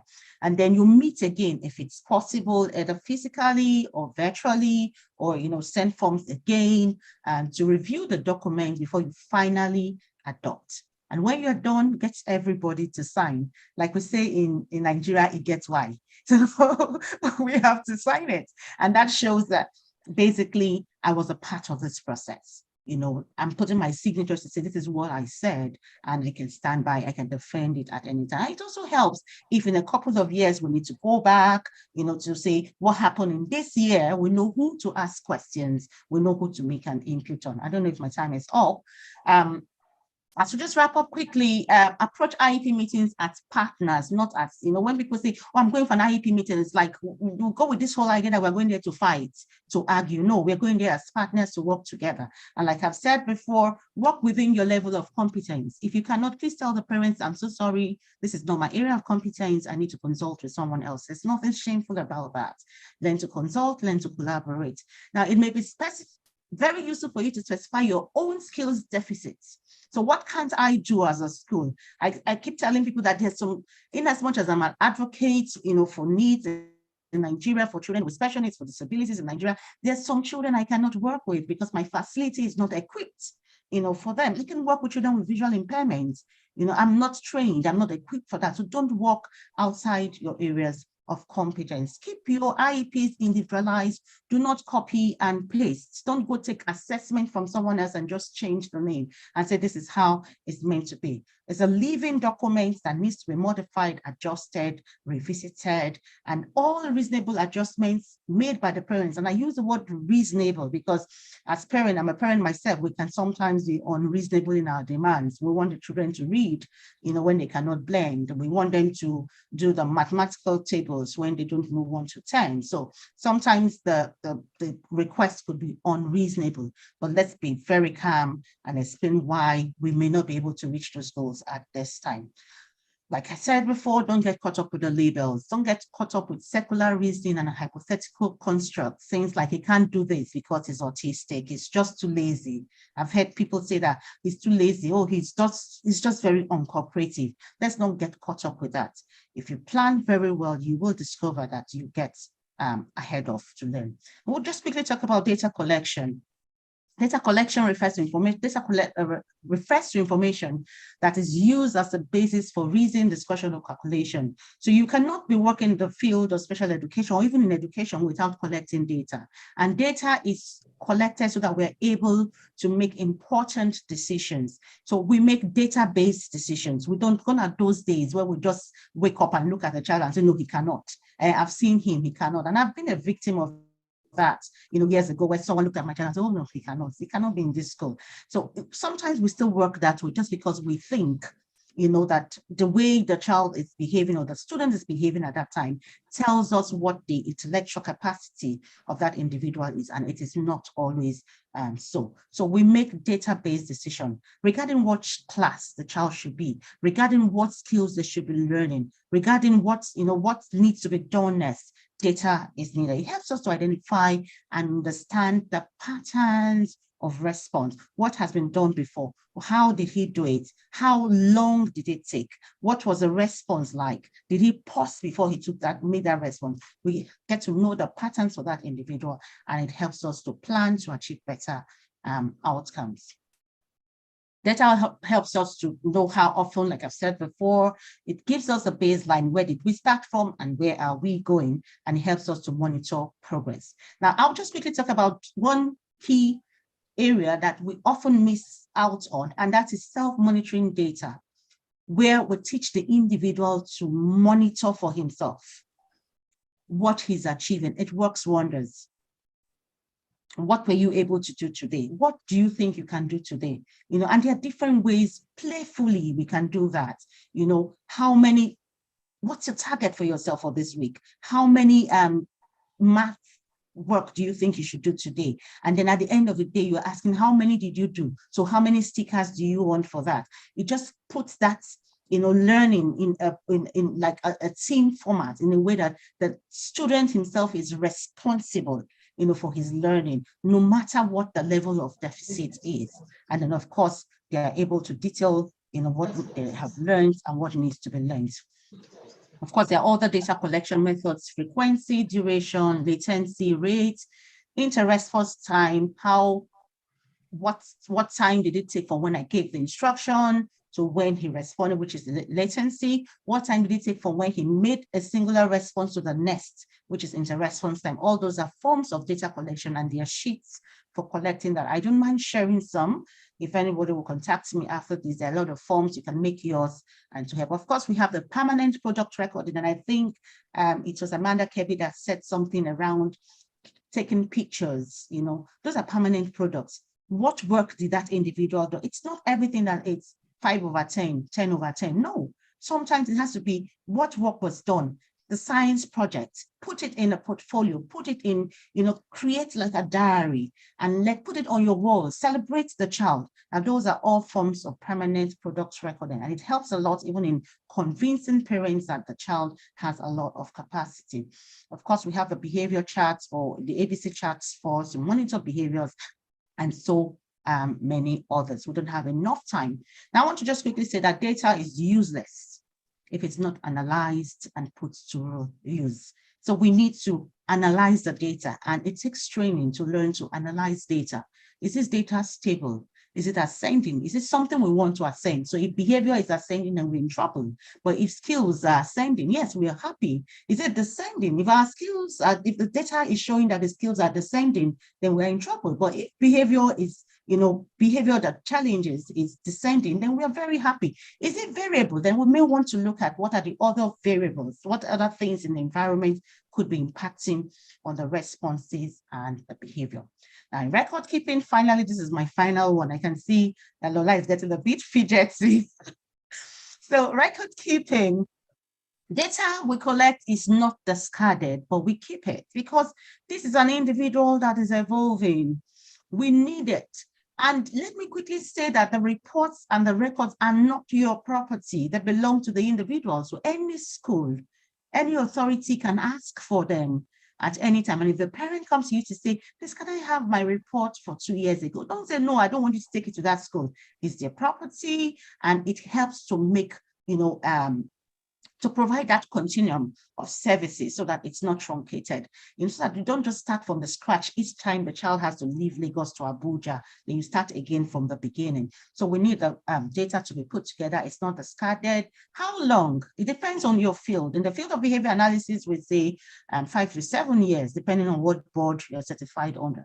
So special education, yes, we'll look at 5 to 7 years too. So keep it. And the only way we can keep it is try as much as possible to invest in the cloud or in electronic data keeping so that you have all of this information there. That way, in 5 years, if somebody says, oh, I want information on Brian, somebody, you go back to say, oh, Brian, where's Brian? And then you go back and you say, okay, yeah, Brian, when Brian left, this was what he could do, this was where we were going. And so it's so easy to do that. Keep it updated, but keep your previous topic copies. I think I have tried to make the most of the little time for the 3 wide topics that Lola gives to me. Wow. It's my pleasure being here. Thank you so much, everyone. Amazing. I always love to listen to you speak to us on issues of special needs and inclusive education. Thank you so much, Daisy. And my book part is actually full. I like the fact that you spoke about the person-centered IEP. Irrespective of the age, the child should be able to determine what he or she wants to do. Thank you for that. Thank you also for talking about the processes of special education, how it evolved from institutionalization to normalization and social model of disability. Thank you. We have just a little time for you to answer questions. So pick any 2 questions and please type the responses afterwards. You can answer 2 right now, and then type the responses for the others so that we don't decry those asking you a question of hearing your beautiful voice one more time. Thank you. So I will just take the one quickly from, it's an anonymous person, and she says, please, I want to ask if there's a scheme of work for children with special needs. Now, it's an entire spectrum of needs and abilities, so we don't have a specific scheme. So usually what we say is individualized learning. We try to be guided by the general curriculum, but we look at that curriculum to say, what is it that this child needs to learn at this time? And like Temple Grandin said, not exactly in the words I'm going to use, but what we advocate for is what we call function-based learning, because a lot of children have gaps in learning. So if I have a 10-year-old, and I keep saying this, a lot of parents will agree with me, but if I have a 10 to 14-year-old come to me and cannot write 1 to 10, and cannot bathe himself and cannot feed himself, I rather focus on bathing himself and feeding himself and learning how to open the door and remain, safety skills and all of that, that focusing on the 1 to 3s and the ABCs. So it's largely individualized. You have to look at the individual. What is the age? What are the goals? What are the expectations? What is most useful for that person at that time? Is he able to get food for himself? There's a story of one of my parents, one of my co-parents, shared a story of a mother of a child who's autistic who died. She died of natural, I don't know, she was ill, but the child also died. The child did not die because he was ill. He died because he could not access food, because his mother had died and the door was locked, and neighbors didn't know, and he didn't know how to get into the fridge to get food for himself and heat it up and eat. So he died of starvation. So those are functional skills. I would rather focus on those than the getting caught up in the 1 to 3s and the ABCs. They're important. The child needs to learn to read and write, but to what need? Where are we focusing that on? The reading should be for a purpose, not just because we want him to say states and capital and then the parents are happy, stuff like that. So that's about the scheme. The scheme is individualized. What duration should an IEP cover? Usually we would say it's termly, but remember I said the IEP is a document that is alive. And what do I mean by it's alive? It grows, it expands, it can be changed, it can be revisited, it can be reviewed. So we can't really say it's for 1 month or 2 months or 1 term. You could start off and discover that, okay, these goals are too low, and then you revisit it and, you expand it a little bit. So, but ideally in the school setting, we would usually work on an IEP for a term to say, in this term, this is what we want to achieve, and then we'll revisit it again in a couple of months to say, what were we able to get? But again, progress has to be seen every time. So IEPs can cover a term, but you must look at your progress at least on a weekly basis. Where have I reached on this IEP? And then know if to go back. I think that will be all for now, Lola. Thank you. Thank you, Daisy. I know how busy you are. Thank you for putting your all into this. And for other questions that have not been answered. Ooh, just a minute. This is fine.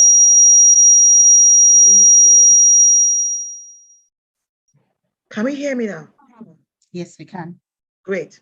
So please endeavor to answer the question, type it out so that everyone can get an answer for their question. Daisy, you're the best. Thank you so very much. I truly appreciate you. Thank you. Thank you. Thank you, Lola. So real quick, well,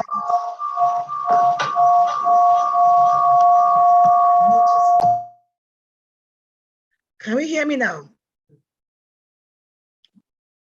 Can we hear me? Great. So real quick, we're bringing up Professor Stephen Shaw. He'll be talking to us about recognizing and providing support for sensory challenges autistic students and others may face in the classroom. I'll take that again. Recognizing and providing support for sensory challenges autistic students and others may face in the classroom. Very practical topic. Thank you so much for being here, Dr. Stephen Shaw. Professor Stephen Shaw. We truly appreciate your time. Over to you, sir.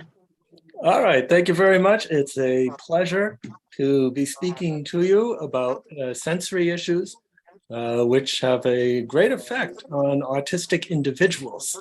As a matter of fact, with the DSM-5, sensory issues were only then in 2013, were officially recognized as a characteristic of autism.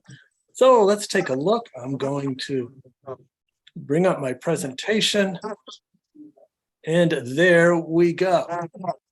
So, senses and sensibilities, recognizing and providing support for people with sensory challenges from an autistic point of view.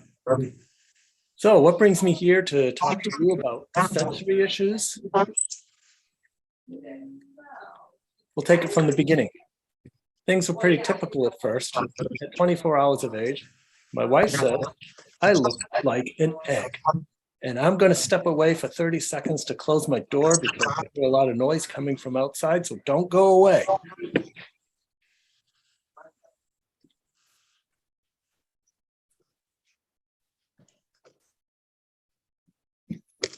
Okay, there we go. So at 24 hours of age, my wife says I look like an egg.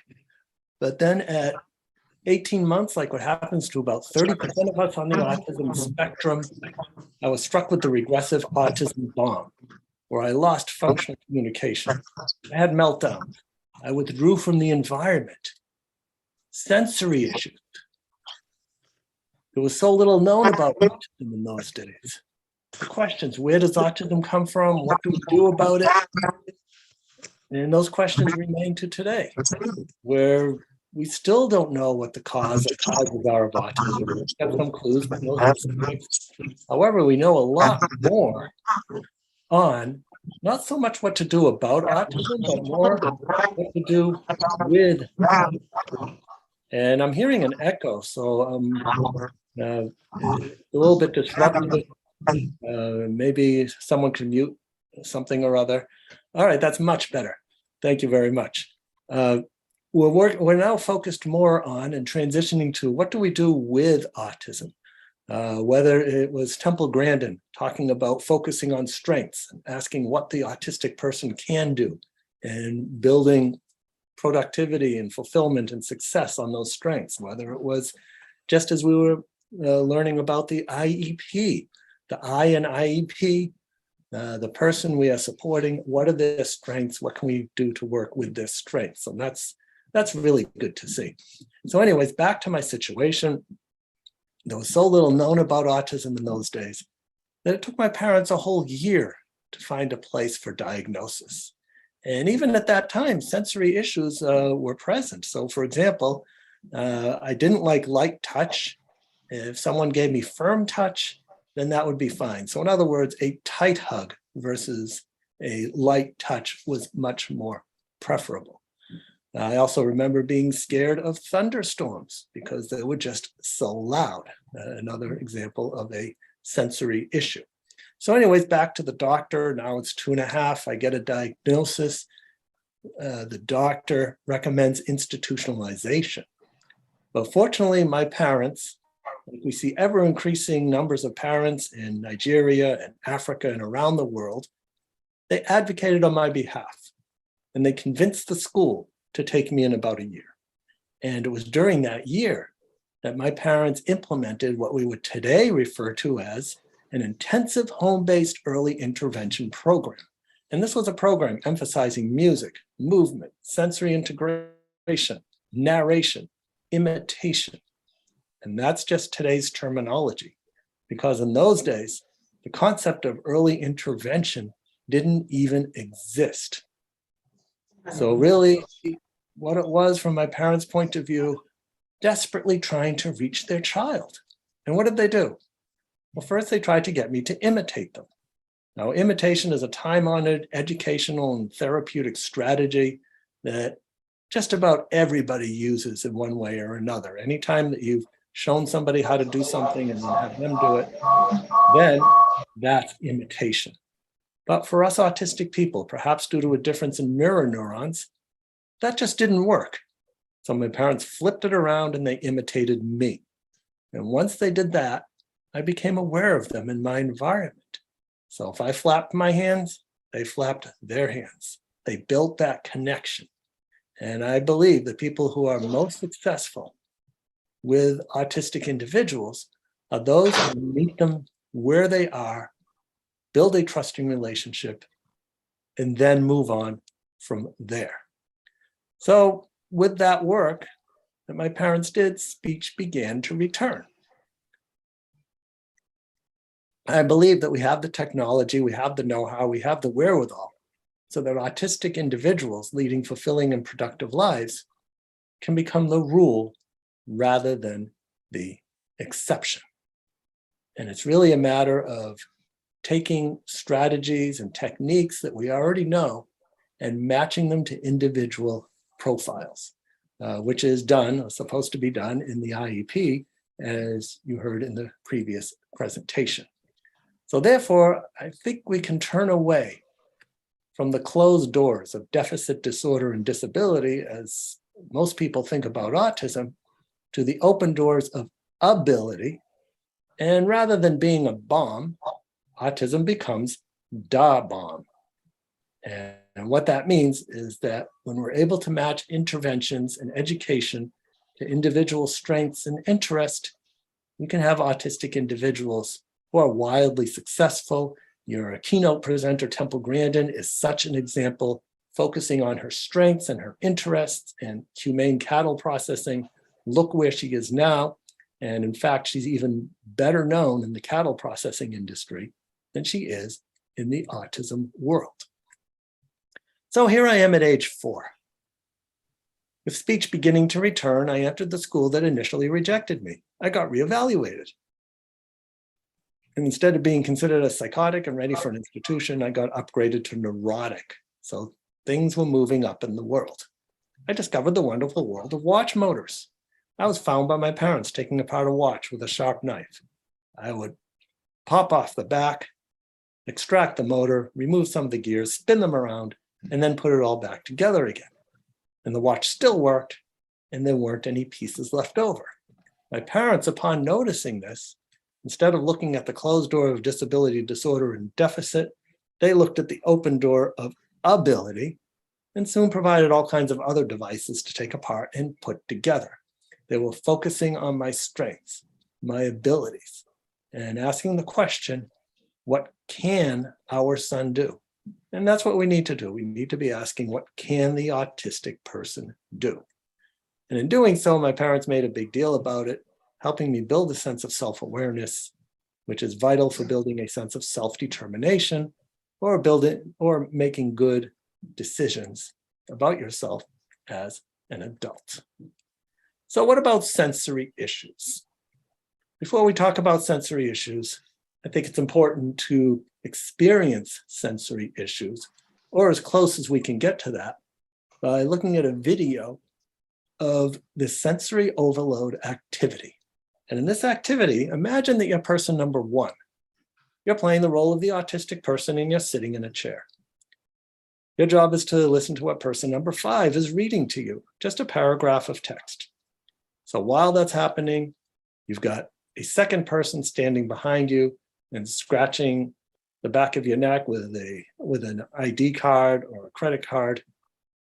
You've got another person, number 3, reading a paragraph of text, leaning too close to you, invading your personal space, and reading very loud into your ear. You've got yet another person patting you on the head and the shoulder at the same time. And then when we get to person 5, they're reading a different paragraph of text. And then you're expected to understand what they're reading to you and answer some questions. So this is what it's like.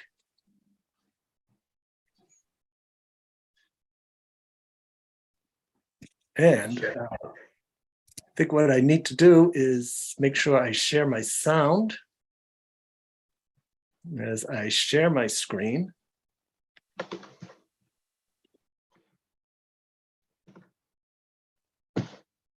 And here we go. In fact, I'm not sure if the screen was being shared while I was talking, but anyway, let's just keep going.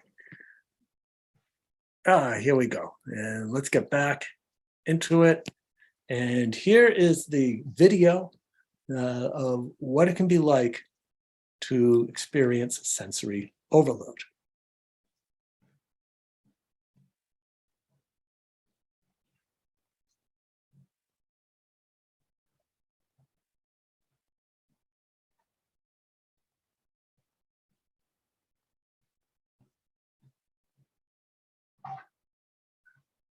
And I guess we're waiting for it to. The creature.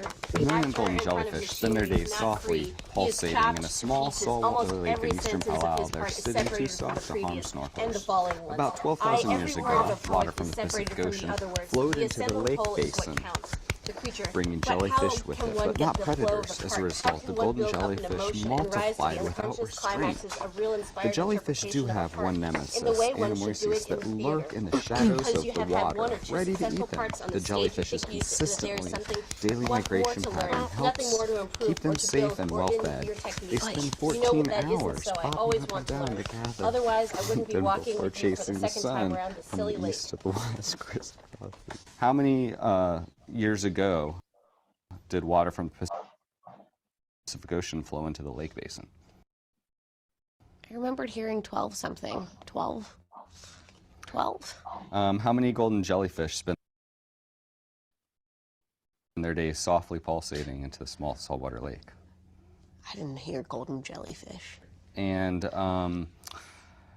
what is the jellyfish's main nemesis? I have no clue.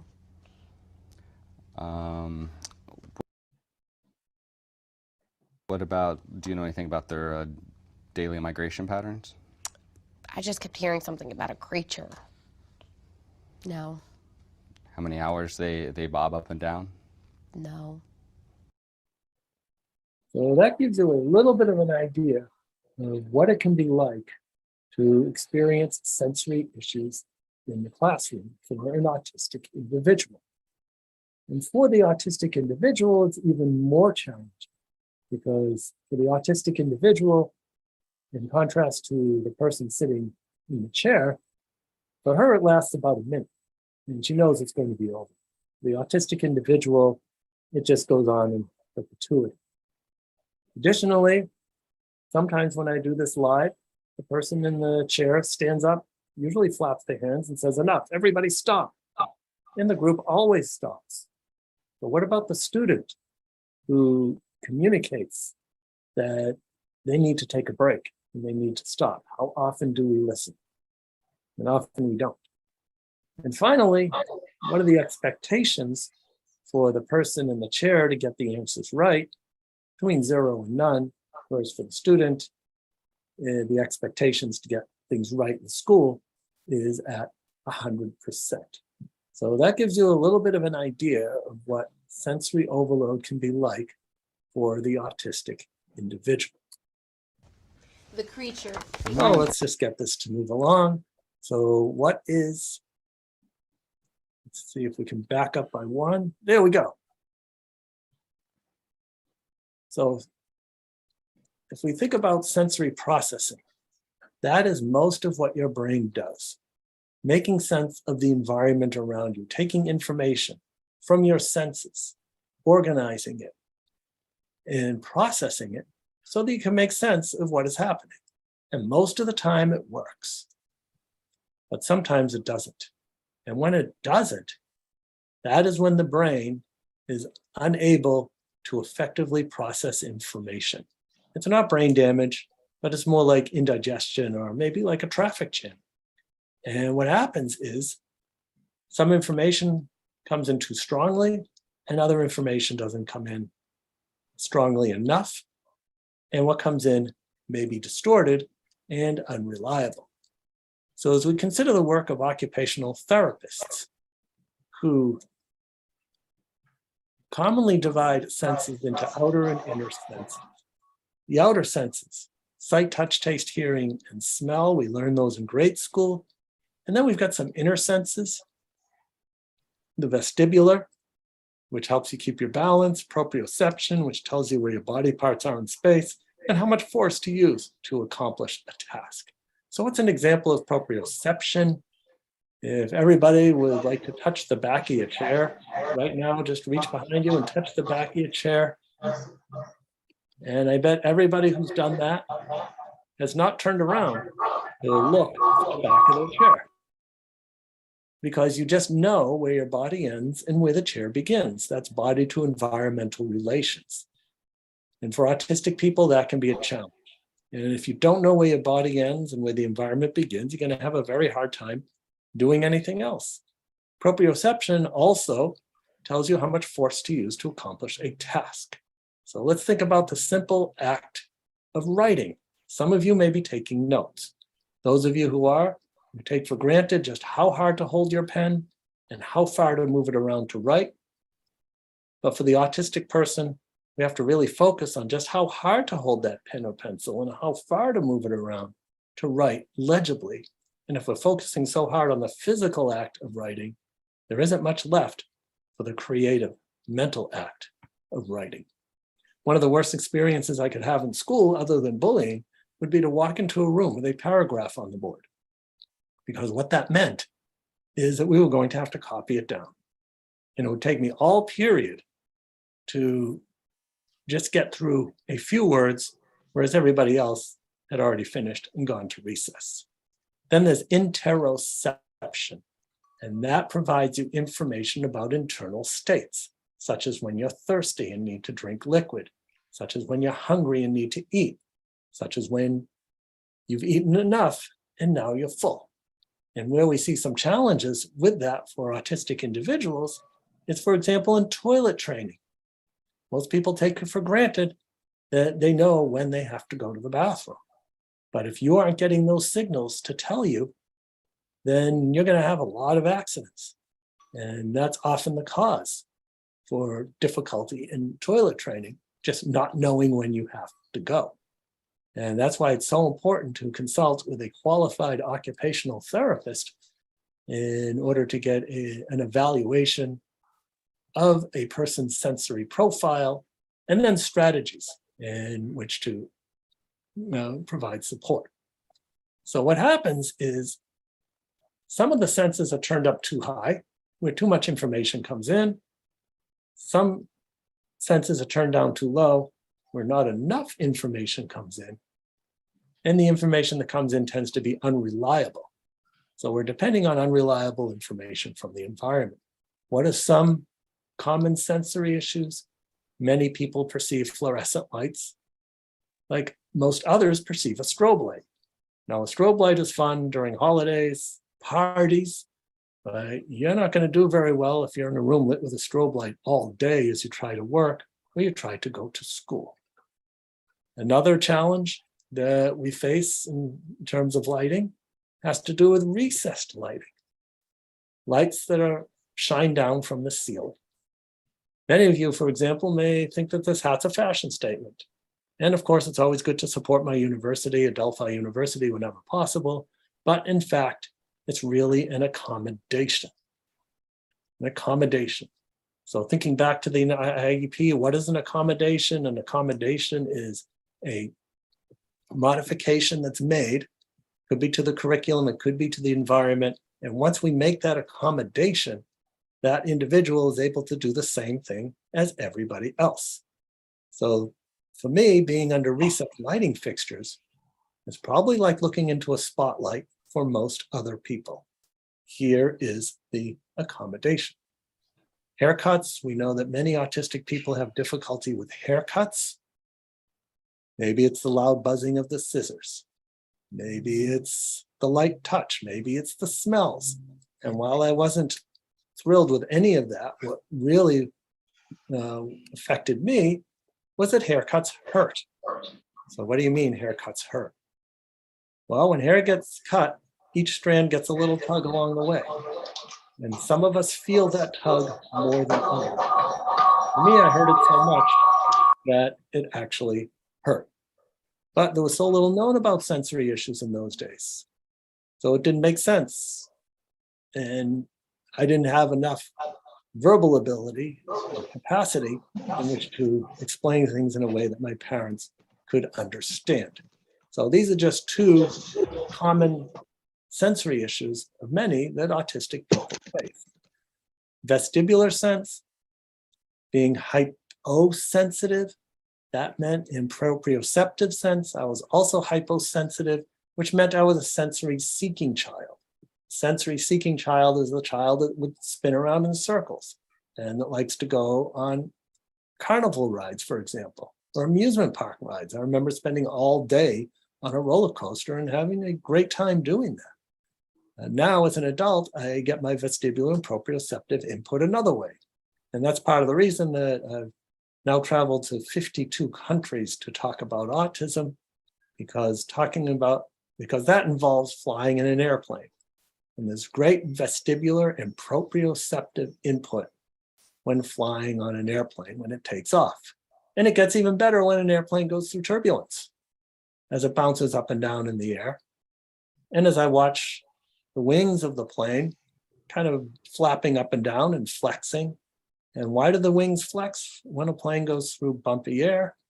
It's because the airplane is autistic and the airplane is flapping and it's having a great old time in the process.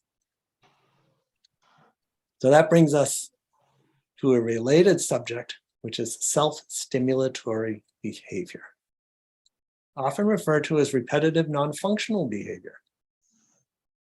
And the most common stereotypical behavior that we see is perhaps rocking or flapping or some other repetitive behavior. However, I also have to question, why is it that when I teach my classes and when I give workshops, I see so many people bouncing their legs, twirling their hair, doodling, playing with their pen, biting the end of their pen, whatever all that is. And if I ask a student, why are you doing that? Often they'll say, and I see Lola shrugging her shoulders, yeah, they don't know, I don't know. A little more discussion, oh, it helps me concentrate. And you know what? They're absolutely right. Because what they're engaging in is self-regulatory behavior. That's a better definition, self-regulatory behavior. Everybody is either upregulating to stay awake or downregulating to calm themselves in any given situation so that they can best focus. So even if I ask a student, please stop shaking your leg, it's distracting to me.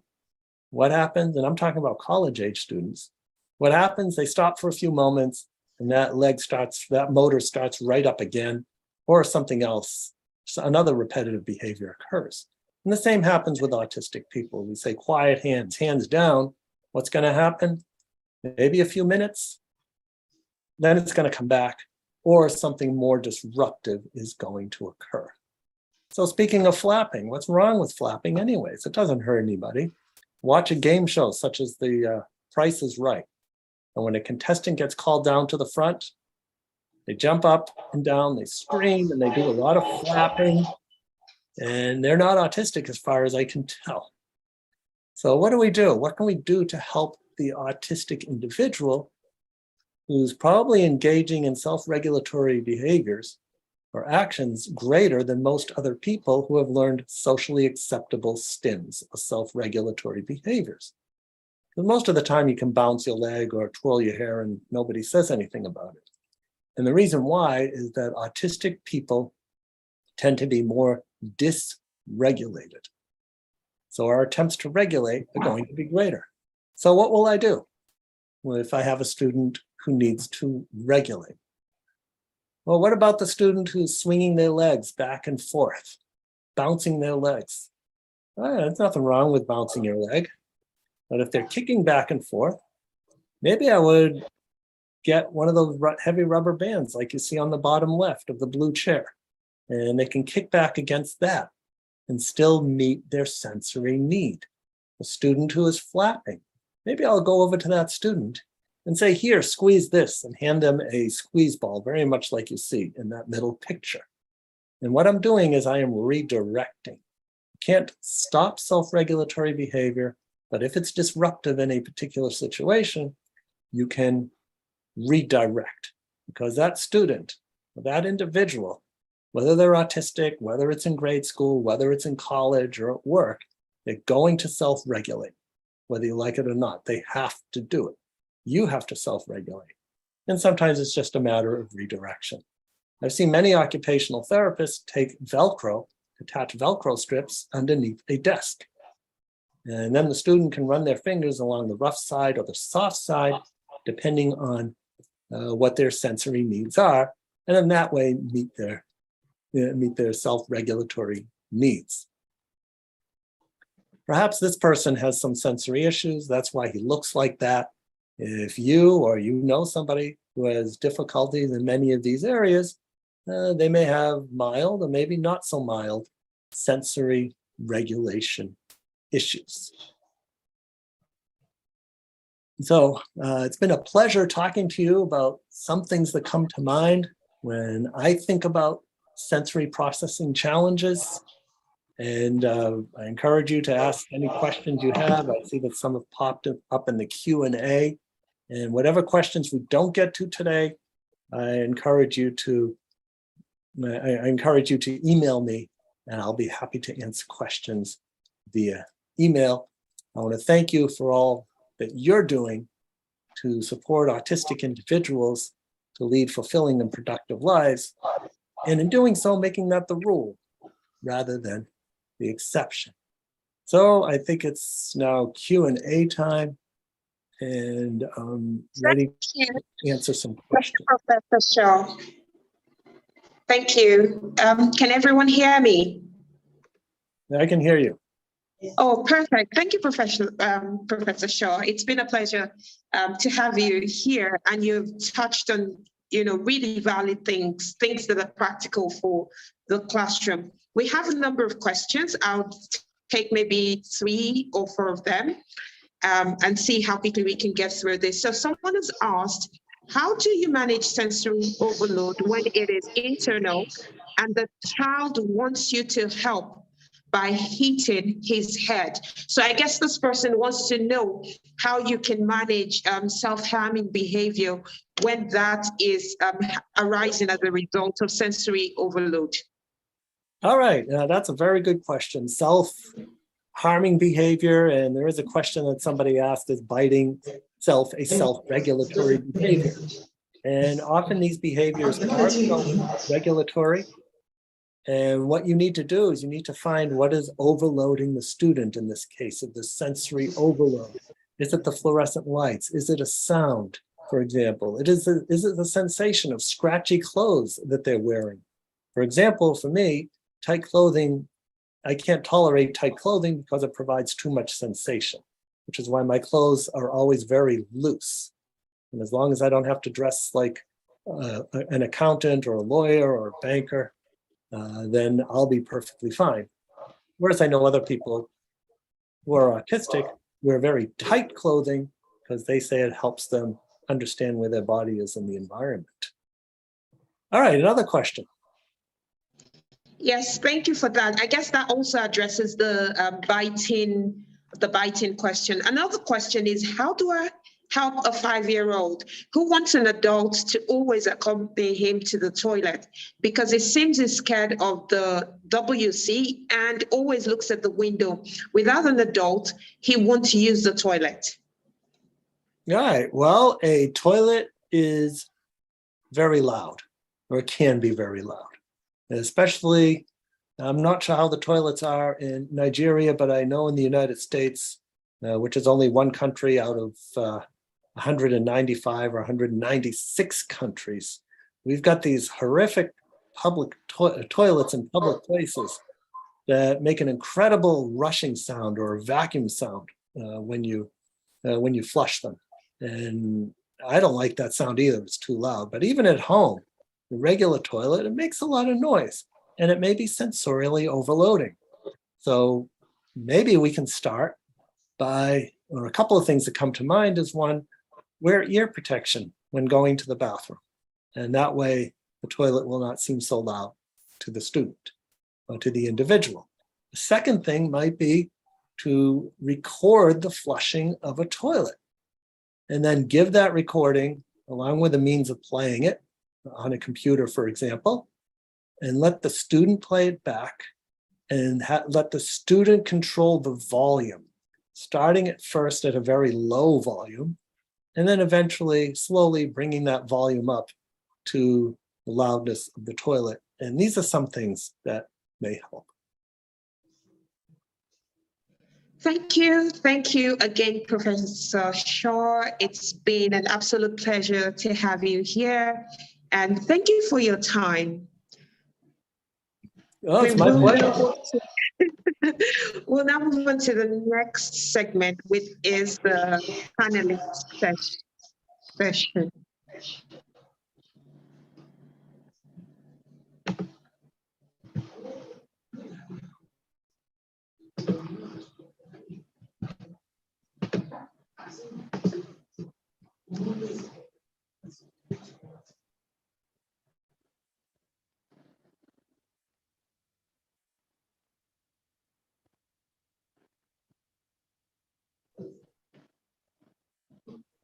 Thank you. Can we add the panelists, please?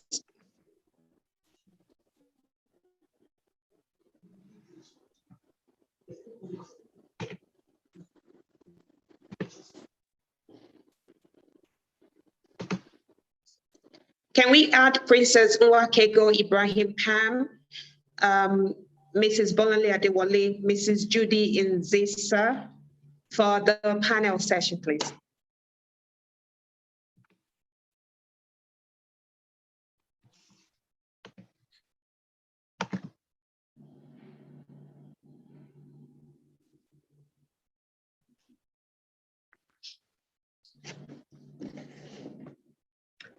While we do that, could we have Judy introduce herself? We're having a little bit of technical issue, but we'll sort it out very soon. Thank you. Okay. Hi, everyone. My name is Judy Nzisamwangi. Thank you, Lola, and your team for inviting me to such a summit event. It's quite resourceful. I am an educator I'm an educator. I run a school that hosts children with disability and specifically autism, ADHD, Down syndrome, dyslexia. And more than that, I'm also a mom to 2 boys living with autism and ADHD.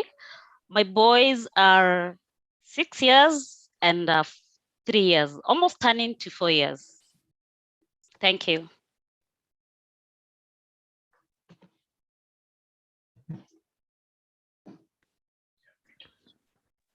Lola, should we go ahead and start the panel session just with Ms. Judy, and then when the others join? Yes, please. All right. Okay, so Ms. Judy, thank you for joining us. I guess my first question, looking at your background, would be, are there specific school-based policies or guidelines for managing inclusion issues, based on your experience? Wow, I'm from Kenya, and I would say we actually do not have policies or legislations for developmental disabilities, especially autism. All those cases, we do not have specific laws that have been put in place. And I would say it's one of the challenge of having the students or learners with autism or developmental disabilities being included in schools. And if there are any policies, they're not enacted, they're not active. So for you as an educator, and I believe this is one of the reasons why we're here today, so that, different stakeholders or participants can learn from, other groups. So for you as an educator, this is the gap that you've identified. What do you think, or what would you suggest as the type of policies or guidance that should be in place for managing inclusion issues in school? I didn't get you clearly, kindly, pardon? I said, as an educator, what would you suggest as school-based policies or guidelines for managing inclusion issues? So you're in Kenya, you found that you don't have those, that there's a gap. And so what would be your recommendation as an educator?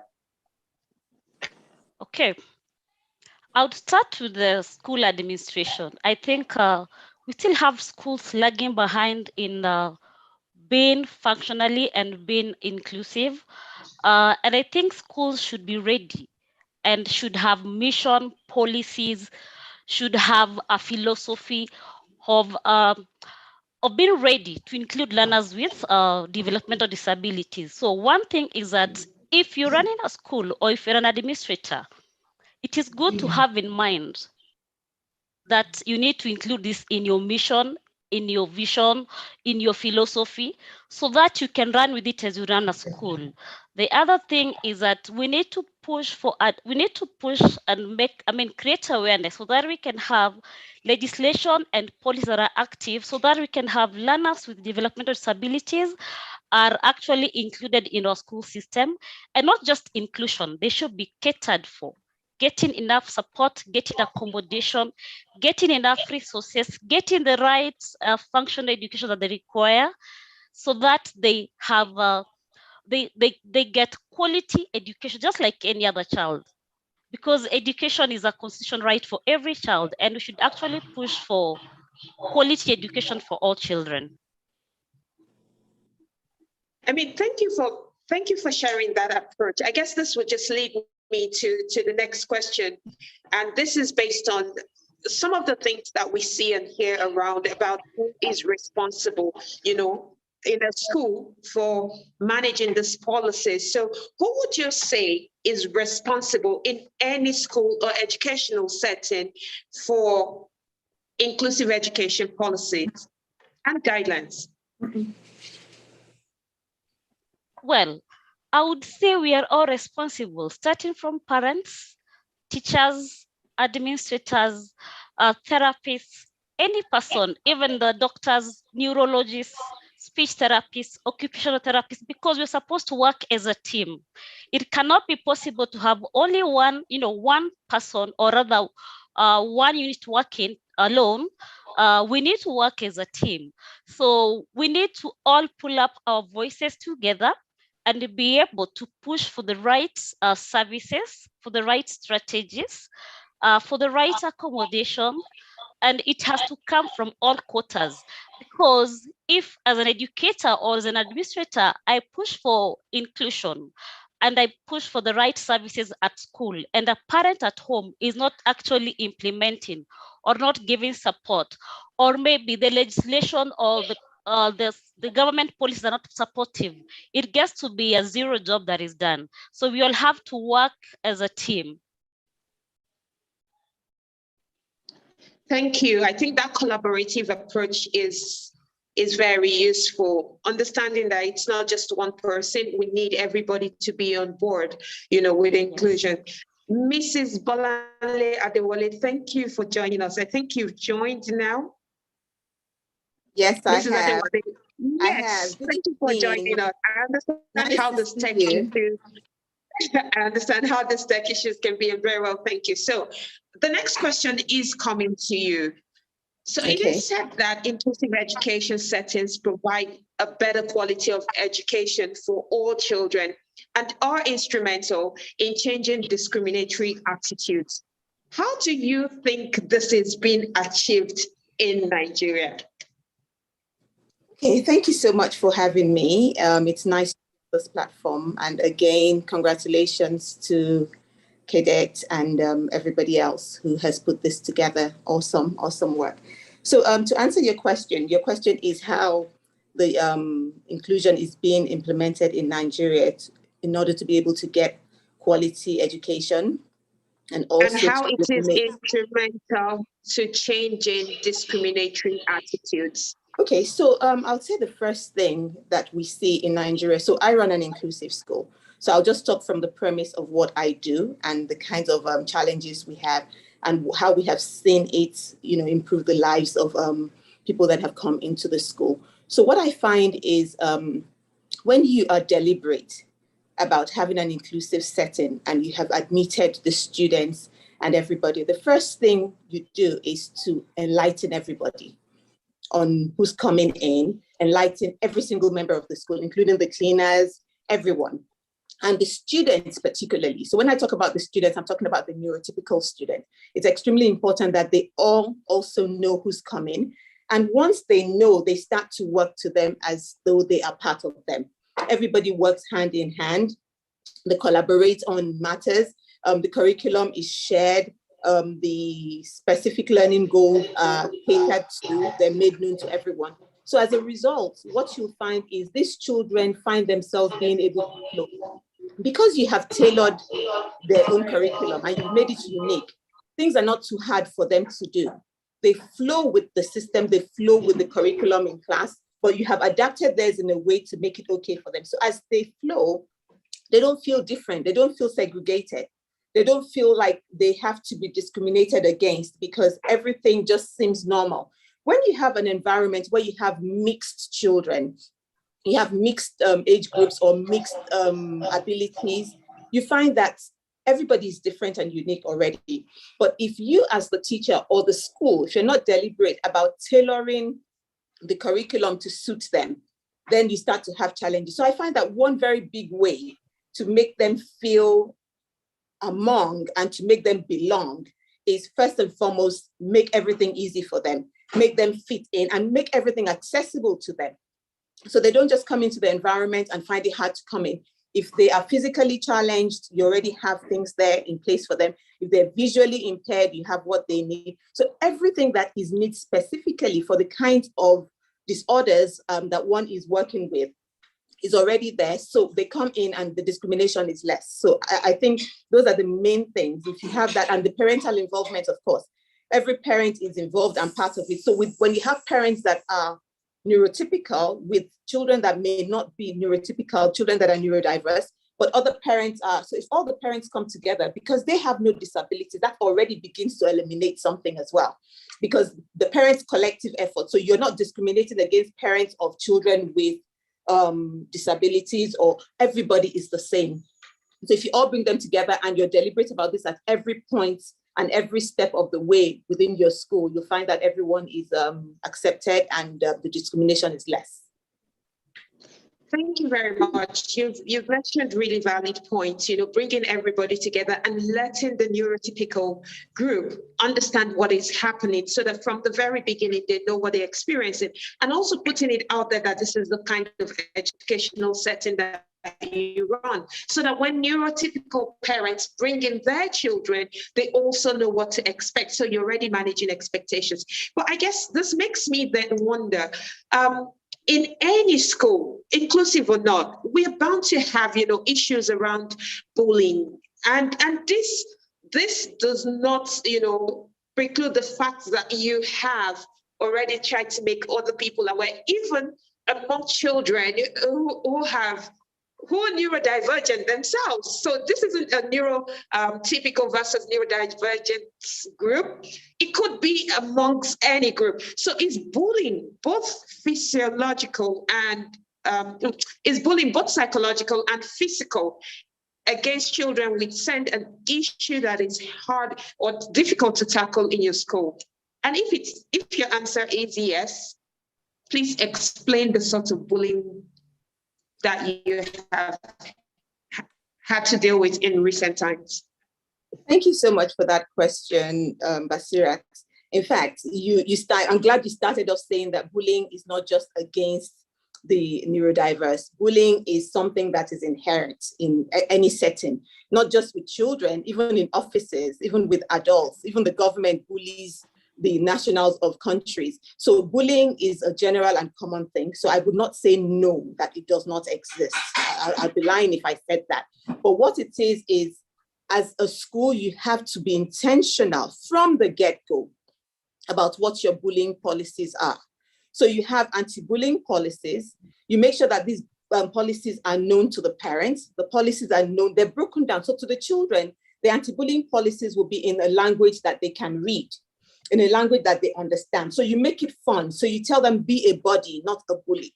And you let them know the different steps. So if somebody seems like they're bullying, you break down what bullying is. So bullying is not just about somebody hitting you. It can be verbal, like you just said. So it's not just physical, it can be psychological. or people just saying things about you to other people. So once they understand what can be what can be termed bullying, every child is empowered with that knowledge, and you also will give them the step-by-step guide on what to do. So if somebody bullies, you can tell this person, or this is the person to tell, this is the office to go to, it's going to be confidential, you need to take your steps this way. So if they all know this, you find that everyone, even sometimes what we find at school is even when it's not real bullying, someone is already calling it out, because everyone knows that it's not just about the one person that's being bullied. If you are a witness to other people being bullied, you also can be a culprit. So if they know this from the beginning, they're calling out bullying, they call it by its name. And when we also, part of what we do at our school is, if you bully, everybody that is being bullied, or even those that are not being bullied, they team together, they team up together, and they come against the one person that is a bully. So this way you get to know that indeed bullying is not something that is tolerated. But I think it's more, to answer the question on a broad basis, it will be more of you informing everybody. So there's information, there's communication on what bullying is, and just letting everybody know. So the person that is there as the person who is neurodiverse, you already would know that this person is there, because yes, you still have those that would laugh at them and say, oh, he can't talk or he can't do this. But once everyone knows it's a no-no, and I think enlightenment and awareness, if it's given to these children from an early age, where they know that we're all different, but our differences are what make us unique. It doesn't mean that because I'm different, I'm less of a person than you are. So if children are taught this and are very much aware of this from a very young age, you find that their acceptance level is high. They're able to embrace and accept what they see in other people, knowing that, oh, well, I don't do that, but she also doesn't do what I do. So we all do different things in different ways. We're diverse, we're different. And once we understand that, you find that the bullying is less. So the way to tackle bullying is just having the policies and the guidelines in place so that everybody knows what to do. When they see bullying, they recognize it and they immediately know the steps to take at every point and every stage. Very quickly, I'd like to know, is it something that is difficult to change? Like, is it an attitude that is difficult to change? And why do you think it's happening anyway? Very quickly. I don't think it's impossible to change it. I don't think it's impossible to change it, but I think it takes a collective effort. Why it's happening everywhere is because some people are letting it happen. It's the same way we have corruption. Where you have corruption, some people are letting it happen. But can corruption ever go away? Yes. I think it goes away, but it goes away with a collective effort, a collective attitude. If everybody is doing the same thing, speaking the same language, which I find to be very hard, it's going to take a lot to get there. But I'm a very hopeful person and very optimistic in everything that I do. So I never say never. So is it possible to eradicate bullying as a whole? Eventually, on the long run, but I think the journey of 1,000 steps, 1,000 miles begins with one step. So if you begin to take the steps and you are determined and you're going in that direction, and everybody that comes along with you is also towing the same route with you, you will eventually get there. So as a hopeful person, I'll say it's very possible, but it takes awareness, it takes a collaboration, it takes collective effort. So this is something to tweet if you're here or share on social media. It takes collaborative effort. This is something that Mrs. Adewale has hammered on since she got here today. How do we get all of these discriminatory practices out? It takes collaborative effort. When Judy spoke as well, she spoke about collaborative effort. Look, we need collaboration and we need to be able to call out things. We all need to be on the same page. My next question is coming to Ms. Judy. Ms. Judy, you did say that there's a gap when it comes to, policies and guidelines in Kenya, but I would like to know, are schools well equipped to manage special education needs of students in your country? And if yes, or if yes, what equipments and facility adjustments do they make? Okay. I don't know whether I got your question right. You asked if our schools are? Are schools equipped to manage special education needs of students in your country? Well, this one will depend from one institution to another. Some schools are equipped, some are not. for depending on, which side you decide to take on, if yes, what types of equipment or facility adjustments need to be made? I think the whole essence of this question is for us to be able to understand what is being done in other places so that at least we can learn as well. So what types of equipment and facility adjustments are usually made to accommodate special education needs of students in your country? Okay. For learners with developmental disability, we require schools that are sensory friendly, schools that are safe, schools that are they're going to prevent children from eloping from schools. And it is possible to find schools that are actually not fenced. It is possible to find schools that are near markets, they're in a noisy place. This has an effect on affecting, this has a way of affecting learning in such schools. And let's talk about learners with ADHD or autism. It will be really hard to survive in such schools. Other things we know is that learners have also communication challenges. Well, I wouldn't say that.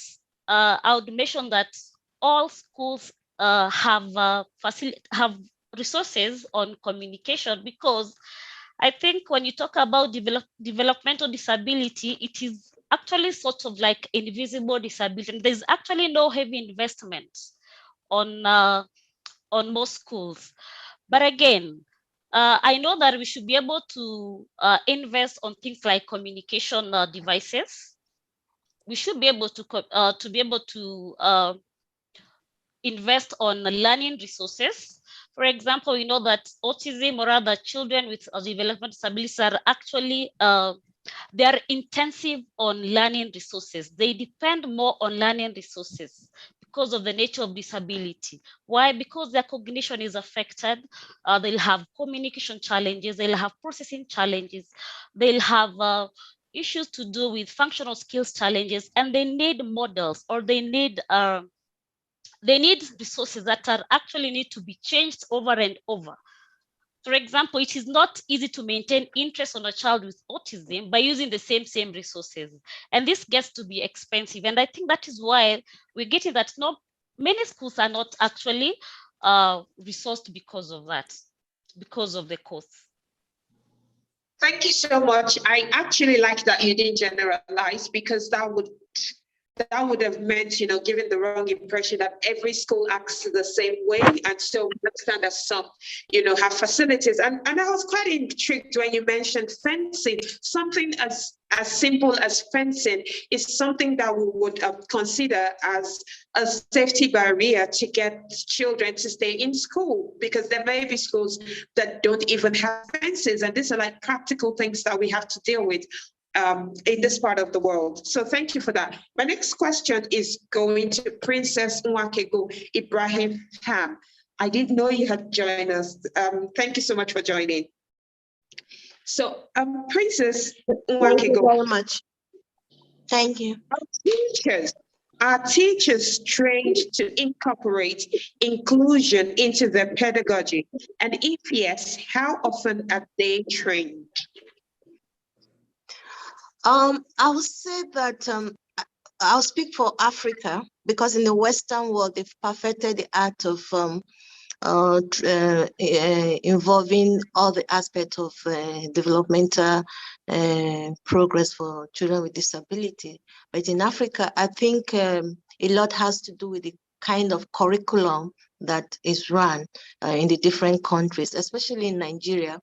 When we look at the curriculum developed for special needs children, it's lacking in every aspect of it, because one, in Nigeria, the educational system still looks at disability more at the physical level.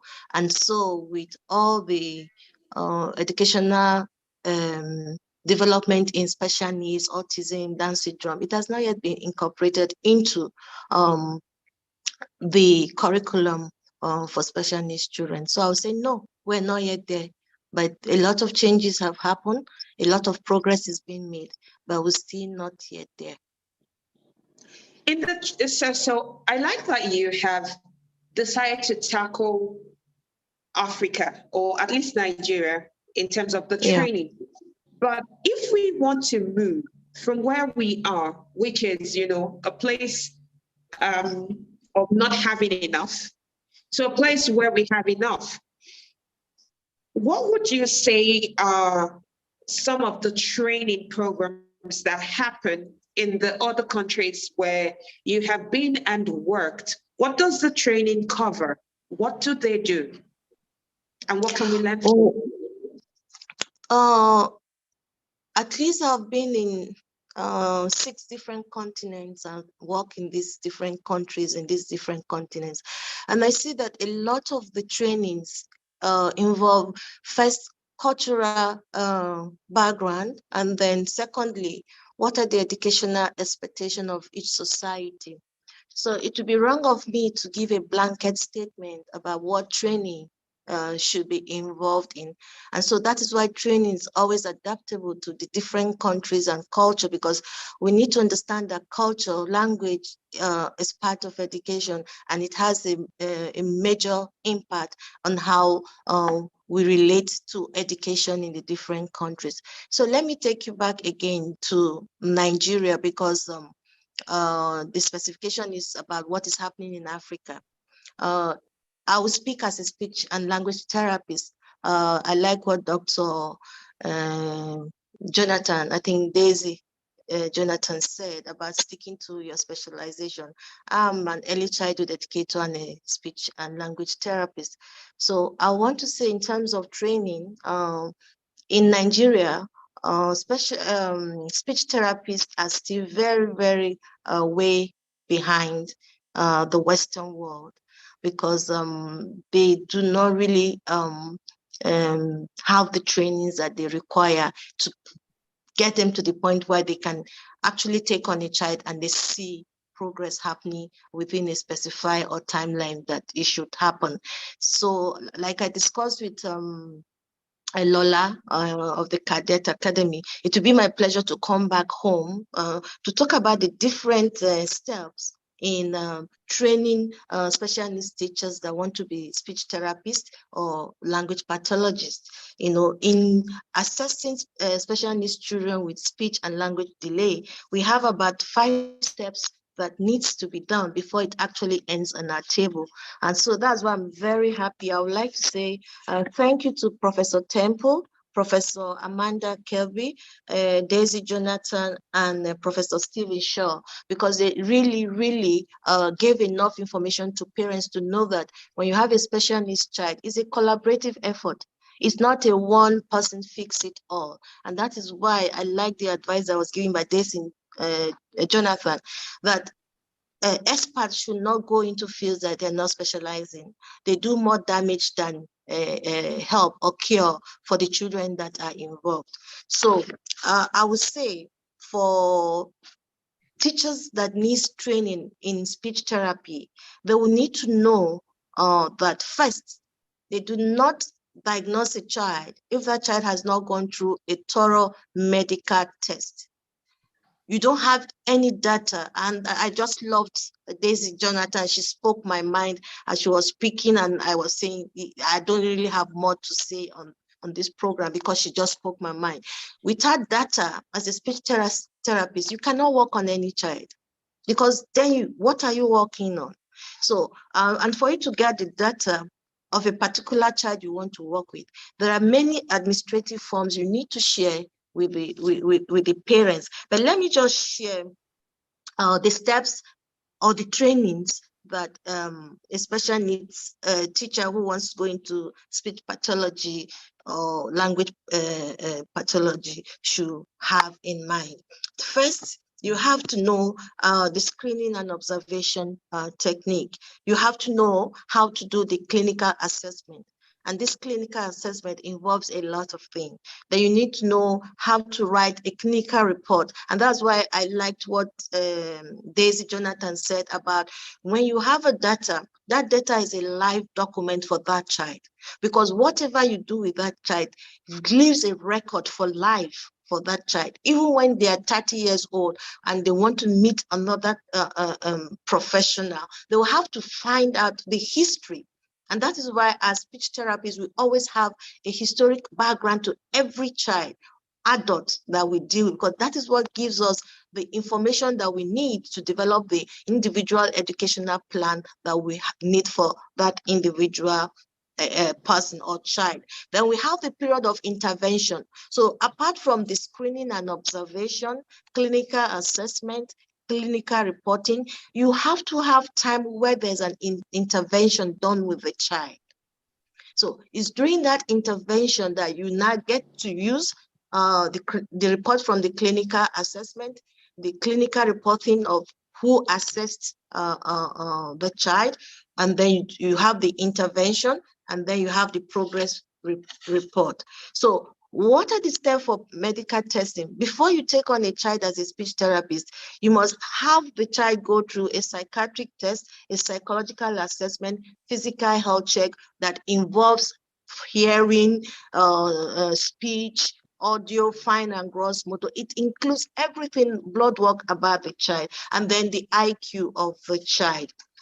Then step 2, after the screening involves Please let me interrupt you because we are now running fast time, so I'll need you to please help us round up your points really quickly. Thank you. Okay.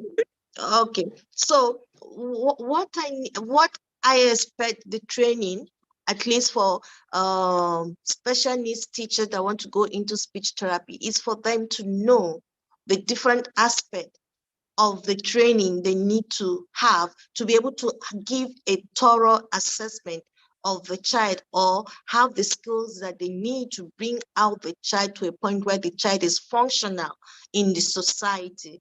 Like Professor Temple said, all the kids are not expected to speak, and that is why there are different forms of languages developed for different children based on their ability or the environment they find themselves, or the technology available for them. Thank you. I think I should stop here, except there are other questions. Thank you so much for your understanding. We're trying to keep to time, and we know that we are already gone past the allocated time, so we need to, round up really quickly. Thank you to all the panelists, and we can't say, enough thank yous to you. Thank you for coming here today. Thank you for sharing from your wealth of knowledge. If we wanted to stay here all day to listen to you, I'm sure we would do that and we won't be tired, but hey, we have to go. We have 3 questions. Bullying question, which I think Mrs. Adewale has already addressed when she was talking. There's a question on how to handle abuse, suspected cases of abuse. Please involve the social services. That is the thing, involve the social services. And then the last thing is a question I will direct to Mrs. Adewale. If she can answer this really quickly in 1 or 2 minutes, please. How do we get parents to admit that their child has special needs instead of living in denial and trusting that the child will grow out of their special needs? Okay, thank you for that question. So I think, well, with every parent, everybody wants the perfect child. So the first thing is, when we have to convince a parent, we have to convince them from a place of sensitivity. We should understand that they do not, people do not expect to have a child that something is not quite right with. So the first thing we do as specialists is, when you invite them sharing with them general milestones. So we don't tell them there's something wrong with your child. That's not the best way, because immediately you put them in denial mode, you put them in a way where they just don't even want to talk about it. Because even with the milestones, even with the steps I'm going to tell you now, we still will get people who will disagree. We still will get people who will, fight us. But the best way is tell them from a place of developmental milestones. This is what it is. By age 6 months old, we expect the child to be doing X, Y, Z. By 9 months, this is what we expect, 12 months. Now your child is 12 months old, and John is not doing all these things that are expected of a 12 months old baby. So you get a standardized developmental milestones, one that is generally and internationally acceptable. So that way, it's not something that you have designed as a school. So it's not seen as you being biased in any way. So once you start to go over the steps or go through the steps, they can see that their child is not doing this. And immediately, when you break such to them, you also offer the help. You offer them the options that, okay, so this is what we see. These are the things that you need to do to get out of this mode. Because there's no point telling them and then leaving them hard and dry, whatever, this is what we know, and go and sort it out. So before you invite them, it's always nice to at least be able to point them in the direction of help.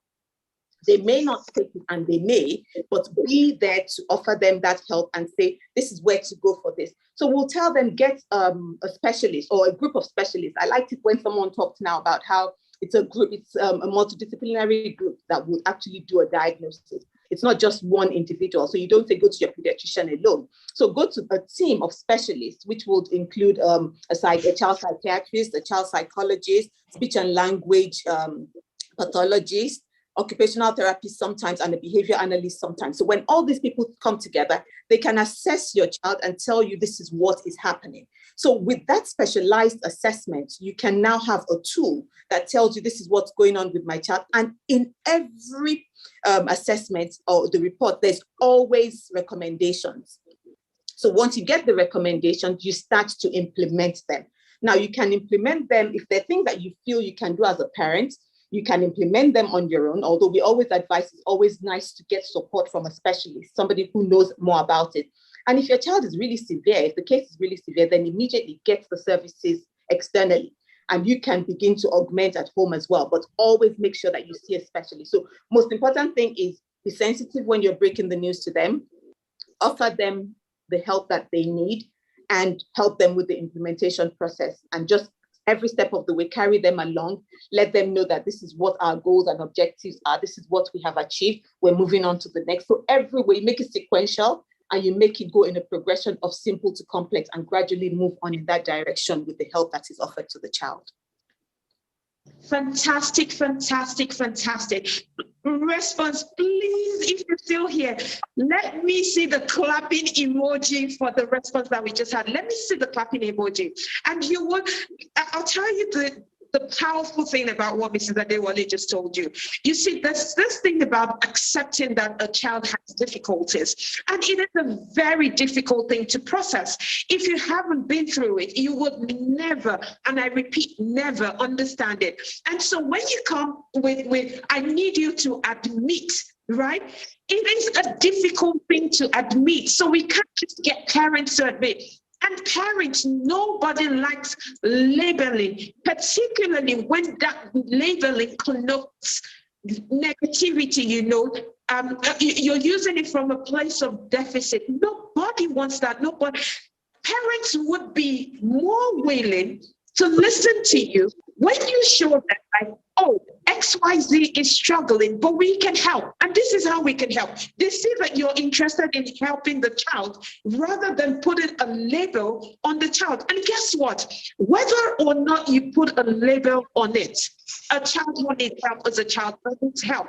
And you will put in your best as a school, as an educator, as a teacher to help this child. Fantastic response, Mrs. Adewale. Thank you, everyone who has joined us today. Today has been an amazing session, and I am trusting you to turn up tomorrow again, because we're going to have another amazing session. Over to you now, Lola. Over to Susie, the MC. Thank you.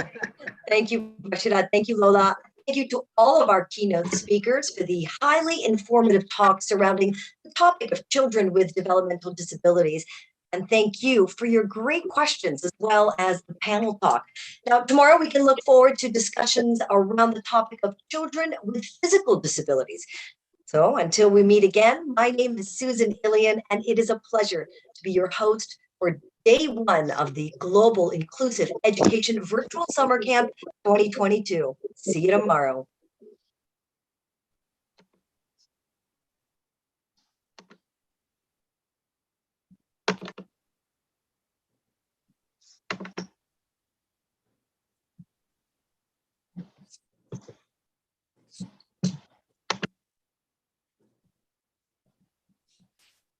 Bye. Thank you.